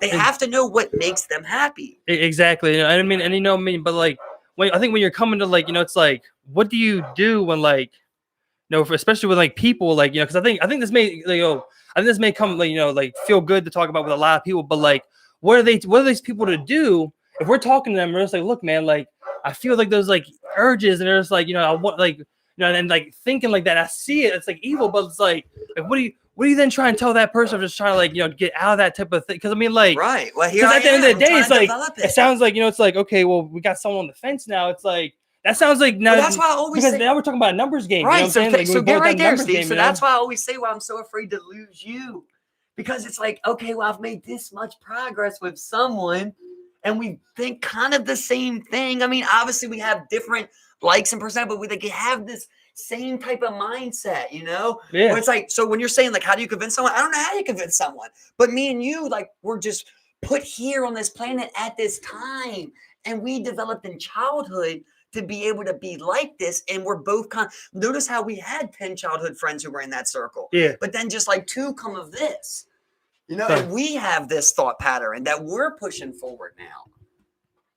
It's like it keeps getting centralized, is how I see it. And just pass that on to like the next, because I mean, like, that's the thing. It's like, without becoming a prophet, without someone, but that's the thing. Like, is that type of thing like you're talking about? Like, is that like a genetic? Like, is that in your blood? Is that in like your interior fine code? You know what I'm saying? And so, like, it's like, I maybe say that's not in Stephen Baker's, and then it's like, okay, look, hold up. Then it's like, okay, then you go and you're like, hey, now you reproduce, and it's just like, well, it's like, that whole thing that, like, when you made that leap was made in like kind of like an evil thing, and now we're just kickstarting the whole ball over again, and the whole ball going back over again. So it's like they seem like they would definitely want things like teen pregnancy and shit like that, because they want you to quickly make these mistakes and just keep giving us bodies. They would want, is like, it's like as many, like, like whatever pretty much like whatever the cost may be. It's like, because you need physical human bodies, right? So it's like, we need to be reproducing in that span of like 30 to 40, where we're kind of agreeing, like, we're right here, right? We still don't think we're there, but like we're getting there, right? Where we think we should be able to produce offspring to the planet. Yeah, it's crazy. It's like, just so crazy to think about like this, but like, because nobody's doing this, So it's so crazy when you're thinking about shit. It's like, okay, now we're trying to figure out a way to properly produce the good that we want to see into the planet, because we know we can't always carry on long enough to see the evil destroyed. So now I'm at that point where it's like, okay, I figure out how to kind of play their game. I get my land. I kind of develop this, but I need to figure out a way to give it to that child, to the next person. Because think about this. So, like, this is where I'm trying not to get egotistical and not get as a human. That's why I say, like, maybe Jesus made a mistake, bro. Because if God told you that, you don't need to tell anyone.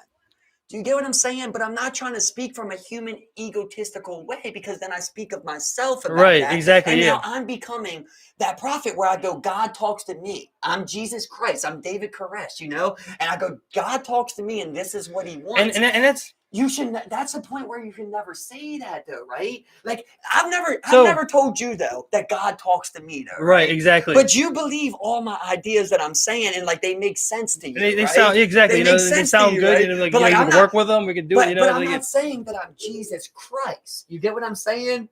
That's like maybe the end that's all, where the all, mistake was made. Is saying that, like, oh, well, God told me this, and this is what it is. Like, I feel like that is the next generation. It's like, okay, we know what we're supposed to do right, but at the same time, you have to let that human primal part of this, what Earth is, take over to that next thought, Well, I mean, they can always bribe it, bro. But that's the thing. But that's the thing, bro. It's like you just need someone who's just like, they're doing it because like it's good. And it's for the good, that's the only reason they're pushing it. They're being our driving force. But I believe that about myself, right? But does that mean that every offspring I is going to believe that? No. Or is divine good? Do you see what I mean? Or is divine good?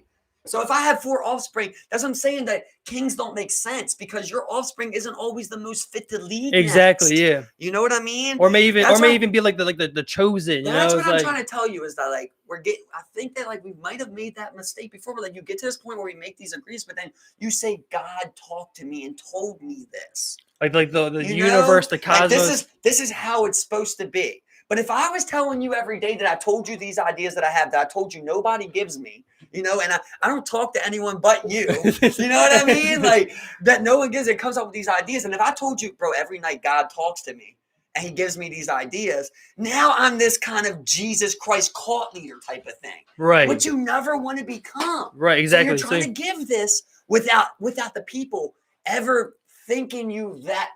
It's a very fine balance of going, he's evil. He's doing it for egotistical purposes. You walk this very fine balance of like, look, here we are.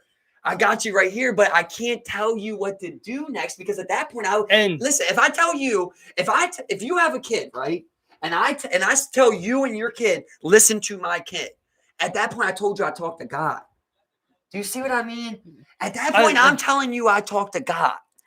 And that's where Jesus is like, that's where Jesus right? That's the thing. I'm like, someone believes that. Like, it's like, I think you have to like kind of like break out using like the words that like they're trying to use to describe. Right. Where it's like, look, man, I'm not like, this isn't even like a Jesus. It's not even like a human that's telling. It's an overall driving story, Steve. And we're all there, and we're all innovating, we're creating in this sand, and there's a person who does believe in like these good aspects as you're deeming good of like, yeah, we shouldn't kill people. We shouldn't rape people.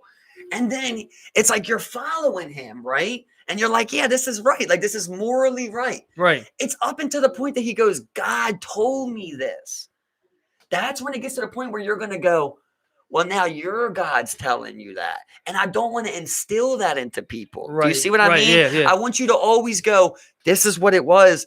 But at the end of the day, it's like they need to feel that free will that they're carrying it. So it's like, you get what I'm saying? And that's the thing. You don't announce I'm Jesus Christ. And that's the thing, bro. Everyone carry that thought. And that's the other thing, bro. Is that like people are being thrusted into this like decision of like it's like where you gotta make like a split hair of just being like like good bad. It's like it's so precarious. It seems right. Like there's a fine line. Like I'm telling my kid, you should only drink water, but then he has a Coke. And it's like the evils of sweets can always substance, the good, And I'm like, okay, but listen, here's what we found out. Here's what me and this other guy who I deem as a good person, we found out that yes, there is sweets and these things are enjoyable, but like you can't drink them every day and you can't have them. So like, we're not going to tell you that like those are demons, but like you can consume it, but you're not supposed to live off of those things. Yeah, exactly. Yeah. Obviously, because like I said, that's what I always said to you before. Of like all those things are constructed of natural ingredients, though. From the get. From the get, they make them of something else. The craving of anything of it itself is a natural thing. Where it's like, look, being taken advantage of. But they've manipulated this to make you want to do that. And you like to hope that like the way you would raise your child, they'd be like, they manipulated that, Dad. I'm not fucking eating those gummies. You know what I mean? I don't want their fucking gummies. They manipulate that dude out. You know what I mean? Like, that's what you're trying to put into them, bro. And that's why I feel a generation behind, because if I had a dad like this, bro, I feel like I would be like going crazy right now on my own land. But like, I'm like, I think that that's probably going to be me. It's like, I'm going to put that into a boy. And now I need to find a way to put that passion into him again, though, because this human body is going to die. It's going to decayed away to where I can no longer build a hospital. And so hold on. So and not only that, but like you're also coming to the terms, and when you're thinking about some of that, you're like, okay, well, you're finite. Does this die with me, or is there a fight after that? Type of deal, going on. So it's like, but I mean, that's like, a whole different argument. The only thing that could be affected is what's going on, like in the real world here. Right. Before you even get to that, like kind of like near measure. What if you died and somebody was just like, bro, we fought for fucking 1,000 million hours for you to be able to make that one decision of going to buy your own land, It's like, you did it. You did it again. So did he. It's like he comes back, it's just like he did the wrong thing. He has 20 people with him. It's like and then it's like all watching this one guy, they're like, we got one guy one time right. And who's to say that isn't you? Yeah. And like maybe they got it one time. Right everyone feels like that's like them, exactly, but they got it right with you. But now here I am. But here's what I'm saying of the next level where we're kind of like we're kind of like pushing every day. You're exactly. Like we're I've caught me. Exactly. You're pushing caught me. Yeah. Right. So you're right there. Here's where I always end. Right. Here's my argument about it, though, where it's like I gave you all of this, but at the end of the day, if you ask Michael Newell, who does he look up to? Who does he trust with his life? I would say Stephen Baker. Do you see what I mean? Like, if you're saying, like, obviously you can't trust yourself with your own life, right? You're right. So, like, yeah, but I would still choose this other person, you know? So, like, no matter, for me, what I'm trying to say is, like, for me, I think, to me, it kind of proves that, like, it's not coming from this egotistical perspective, you know? Because at the end of the day, I still see all of these things about you that I think are better about than me. You know, like, there's these things about you that are better than what I am. Do you get what I'm saying? Yeah, exactly. Like, you're better Yeah, at exactly. these things than I am, right? And like my mind, like, I looked at the same thing. And where, then, like chastise, right? Right. And then, like, these people are, and then you put these people together, and, like, the offspring, like, then you offspring, and, like, you try to put all these traits into person after person, where you get just every person pumping out feels like a prophet, like they're divine with the planet, you know? Yeah. Like, that's what you're hoping you become. And the crazy thing is to sit here and go like, oh, what's easy? It's easy to go out there and just go shoot some heroin tomorrow, bro, and buy into what they got right there. It's hard to remain on this right here and then sell it, and then sell it to a whole nother life form. Exactly, because I mean, like, I'm selling it to another life form. Because the other days, like, you know, you're looking at another person, and it's like, you told me that's the easier route. Like, you know, it's, I might just like, go why, do that. It's like, why can't we get animals? Why can't humans get animals to fight for them for wars, right? Because, like, they're not agreeing on any just war. Like, if you're saying, like, oh, why? Okay, I want alligators attack them. Well, okay, well, I don't even, you know what I mean? I haven't even got to listen, I haven't even got to, like, look at it as a species is what I'm saying. You know, look at other species where it's like, I didn't even get a decision in what you guys were doing right there. So it's like, why would I even try to communicate with you? You've only eliminated me from, like, even being in this. What, I can't even comprehend it with you the way that you guys think, you know? So why would I even interact with that, right? So when you go, like, I always told you, like, I feel this way about myself, right? Where, like, in my mind, like, I've always had these visions where, like, there's like an oil spill, you know, and or like a natural disaster. And then, like, in that natural disaster, you see, like, the animals attacking that natural disaster and whoever's there, you know, to eliminate them, you know, and stop that natural disaster. And that's kind of their part, right? Like, if you come down and you want to go 100 feet in the sea, a shark will take care of you, right? Exactly. And go, you've done too much. Not your land. But there has to be a human that does that to another human, right? That goes like, bro, look at all these. Why? But listen, what I'm saying is we're all on this planet, right? And we're not dumb. So even if it was an oil spill, right? Say an oil spill's right there. And I'm like, sharks, attack all of them. They're never listen to me, even though to me, we should attack all of them because they're doing this unjust thing. But now you're already in that system of what they created. Well, these people aren't evil. They're just here doing this to me. You get what I'm saying? The oil driller's not the evil person. It's the fact of what put him there. That's the evil thing. So killing the oil driller does nothing. It's killing the mindset. You know, and then the overall grasp that would have to be able to, you know, be able to put people there to begin with. You know, it's like when you're, oh man, it's like when I'm talking about, when you're trying to, like, talk about, like, it's hard, dude. And when the way I'm trying to think about it, you know, and when you get to that point, you know, where, like, you know, when you try and you're trying to grasp that type of thing, and it's like, whoa. But I'm also a good person, so I'm not trying to overdo it though and lead someone. Exactly, because you don't want to be that person either. Because, like, in my mind, I can use this. I could invent a god. You get what I'm saying? I could be a David. Exactly. I can invent a god and say God speaks to me, and I could go around finding other people like Stephen Baker who believe in me and saying God speaks to me. And they might believe me. You get what I'm saying? Yeah. It's the same thing as all these ideas coming out like that, and they're just like, this guy's got some shit, you know, and they just believe me. But who am I? That's what I'm saying. That's the part where I want to stop, where it's like, who am I to say that, you know, I'm God per se? That's where David Koresh always goes wrong. Because, like, now I'm telling you that someone's telling me this, you know, right? It makes it about me. It makes it about me. Yeah, like, I'm not trying to pass on me. Exactly, you're trying to pass on the mindset, the thought, and the idea, right? But I'm still a human, and so you see these people, right, during my life, they hate me for leading on things like that, exactly. And they backfire on that because I'm still a human, and even though I try to, like, figure these things out, I'm still making mistakes, right? And like, I'm still going to do things like that. That's what I'm saying. I never say I'm a prophet, you know, because at that point I'd be telling you everything I do, God is telling me to do, or like, it's something that's like feeding through you. But I do feel like that. Right. But I do feel like that, but I don't talk to God. So you know what I mean? Right. So I sound crazy. I feel like someone's telling me that. And that's where, like, you know, like, there's not a God. Like, you know, I could invent one and make 1,000 people follow it and telling me that we should kill everyone who drills oil. I could do that. You know, but what would that get? That kind of buys into their system along the way of fight them. Exactly. You know, it's like you got to find the way to manipulate them, and that's when it gets to the point where, like, I've realized throughout my entire life of like, they're always going to get to a point where even if I'm right, if I tell you 10 things in a row, you're going to get to a thing where it's like you don't care if I'm right, you want to find it out yourself. Yeah, you know what I mean? As people, like, okay, Newell might know the next best thing to do, but I want to go make that mistake. You know what I mean? Yeah, exactly. So how am I sitting here saying, "Oh, I'm a prophet," and God's telling me, and you're not supposed to do that? You know, that's where you get into this fine moral code. That's why I say I'm trying to make these moral. We're on the line, bro. Because I'm trying to like determine of like give you enough, right, without letting that ego of a human go.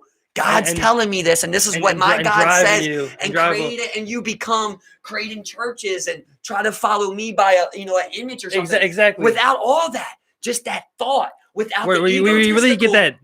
Well, the egotistical human, I want to be known for that thing, you know, and be able to pass that along. Like, that's what I'm learning. That's what I feel like my whole life's been about, is like the universe is putting me in the situations to kind of do these social experiments. Like, look, this is how this type of person learns. This is how this type of person learns. So you can kind of like see and like think about like our friends, right? Around, so like think about our group of friends, right? Where it's like, okay, I have Nebby, I have David, I have you. You know, I have these people that are there, and it's like you try to show them. You know, Nebby, he would follow me. You know, if I told him like, hey, this is what we do, he would follow me. Right. But if something went wrong, he would be the first to form up that rebellion against you. Look, he was wrong against you. Yeah. You know? Yeah. So that's why I always felt like that's not a true person, a calling for my soul, because like that's what that person would do to me. Even though I still had this group I attracted to me when I was young.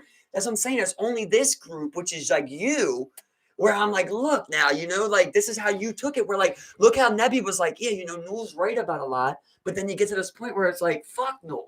They just get to this point. I don't know what it is. Like, I don't know what it is. And I don't want to lead people. Yeah. I don't want to be your leader. Yeah. You know? But I want to give you all this. So it's a very fine point where it's like, the thing. This is where a guy like you can go, okay, well, I'm a listener and I like what you're saying. But a guy like Nebby goes, bro, you know, he comes to the person like you and he's like, bro, what he's saying is kind of bullshit, man. You know, I just think we should go do this. It's like, but I don't want to use my ego to try and convince you that God's talking to me. Right. And you know, I would have to start a religion. I would have to tell you God's talking to me and this is what it is. I should never have to get to that point. I get you saying, the universe kind of chose. So the very concept of like coming up with like a religion, like we've because I mean you're trying to put in the transition of the information and it's a profit thing. Because you're trying to transition the information, the thoughts, and like, you know, into like the kind of next generation. It's the first person saying God talks to me, bro. It's what it is if you really think about it.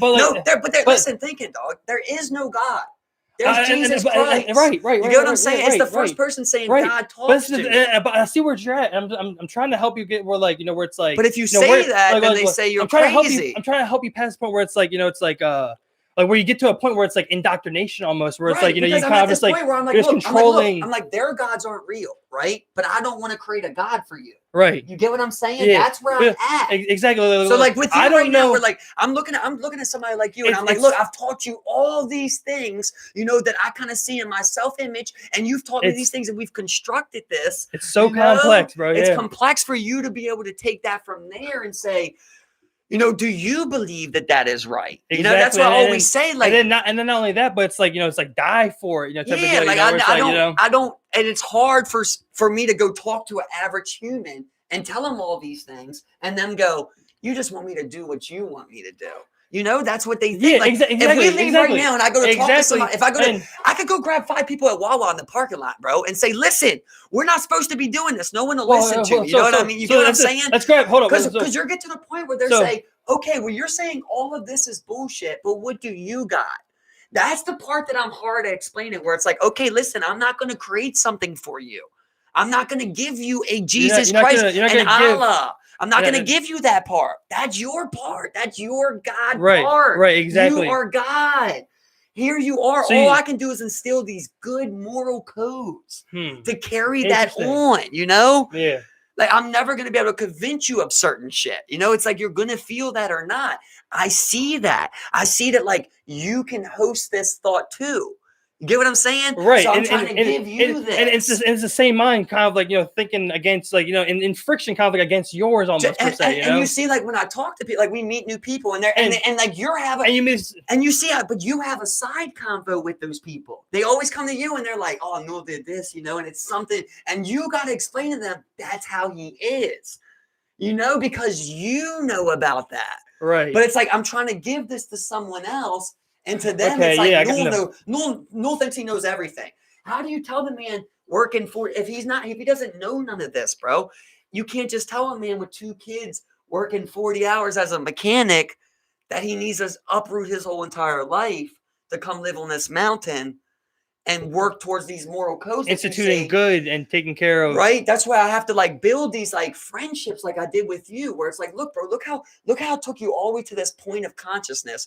But I never gave you a God to believe in, you know, like, I gave you all these ideas where you said, you know, I never thought about it like that, but I never told you Jesus Christ or nothing like that. And I never said I was any of those things. Exactly. Yeah. It's up for you to do from there. But you were like, yes, you know, those things, I like those things. And I didn't think about those things. And then I bring them into your, you know, and you keep that going. That's what I was saying the other day, where it's kind of like, why I did that? Like, okay, so the universe brought me in this group of people who, like, would listen to me when I was at 3rd grade, and I could be a leader to these people. But as we went on, they didn't develop these same kind of moral code ethics where, like, this is so easily explainable to you. You know what I'm saying? Right. This is so easily explainable to Chaz or Jen. You get it? Like, it's in them, you know? Yeah. I can explain to them, but with other people, they don't have that. So I can't, like, give it to them how I give it to you, where it's like, this is how I see it, because you know, I'm seeing as this person trying to create ideas and not it being Noel's idea. And that's the thing. The one thing that, like, I've understood from, like, the get-go when, like, you know, listening is that, like, you know, it's like, is also, like, you know, because I mean, like, you know, I'm talking about, like, you know, like, we're talking about, like, you know, different aspects, and it's like, because we talked about this before, where I told you, like, where, like, you know, things get, like, you know, it's like, where, like, you kind of see the kind of, like, under, like, you know, the underlying and the underworkings, but it's like, you know, because I mean, oh God, man, it's just. But that's what I'm like. Okay, that's what I'm saying, bro. Where I say get back to religion, I'm not trying to go like religion, because I feel like that's my purpose of being on the earth. Right. Is to establish that same moral code is there without religion and without money. And without believing in the idea. You don't need that. You are that. You live that. You don't need that. That's what it is. That's what it is. I feel like that's what I'm here to do. You know? So now it's like, well, okay, so wait, right? So when you feel that way about yourself, but I don't want to come to you or like Kay and say, God talks to me. I don't want to say that to you, right? Yeah, right. But really what I'm doing is telling you God talks to me, bro. Because the ideas I'm giving you, I'm grabbing them myself and creating them. Exactly. It's not like someone gives me them ideas and then I regurgitate them to you. Right. You get what I'm saying? Like, I'm just creating. It's just staying within your own kind of like. So then, like, when I was in 3rd grade, this kind of worked, you know, and I was able to, like, kind of do that and like put that into people, these kind of mindsets at 3rd grade. And that's why I say, like, I don't want to make it about myself, but kind of see it how, like, not make it biblical, bro, and not make it about myself. And you got to keep saying that, because humans will think I am, you know? Exactly. But like, exactly. Like Jesus' 12 disciples, you know? Yeah.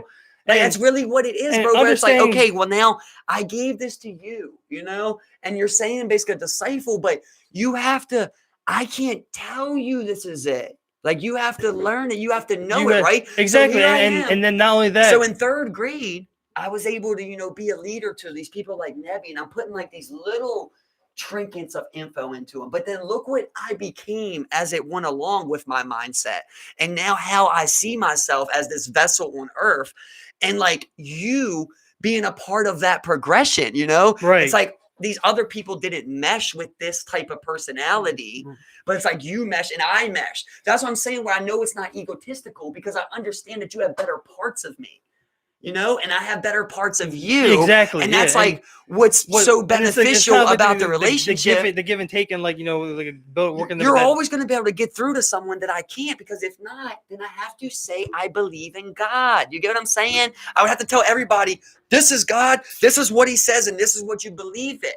Instead, I just need you to know that I'm an egoless person and I truly want what's best for everybody. And us come up with these ideas as a growing, you know, idea bank. This is obviously a lot, you know? Yeah, exactly. Yeah. A growing idea bank of it, you know, and eventually becoming that. And once you get every mind kind of like on that same kind of like pathway, you know, that's like, then like, you know, some real like but there's only these certain souls, you know, that are willing to like build on that. So I'm saying, like, why was I saying to Nebby, it didn't make sense. But what I say it to you, it made sense. Like, you kind of were like, yeah, I never thought about it like that. But it didn't matter. It doesn't matter if you think about something. It's about if you liked it. So when I brought the idea up, you like it. Is that you see what I mean? And that seems to be right there, like the very split of like the world, exactly. The very world right there. Of like, okay, so now you agree that you think these things I'm saying are right, but I don't want to create a God for you, and I don't want to say follow this God, Stephen. Follow the teachings, you know, and then you live that, and then you live, and then you live it through, and you live it, and you live it, and you live it, right? Exactly, and then in front of those people, you know, because I mean, because when those people reach out to you. Or me, you know, when like you're not around, it's like, you know, you have to then, you know, trust I'm also gonna, you know, help these individuals like you would help them, you know, right? But here I am trying to spread this to the next person, right? And then you have a Nebby who comes to you, or you have even a Brian who comes to you, you know, and they're like, you know, Noel says things like this, you know, and it's like, I'm not good at getting through to every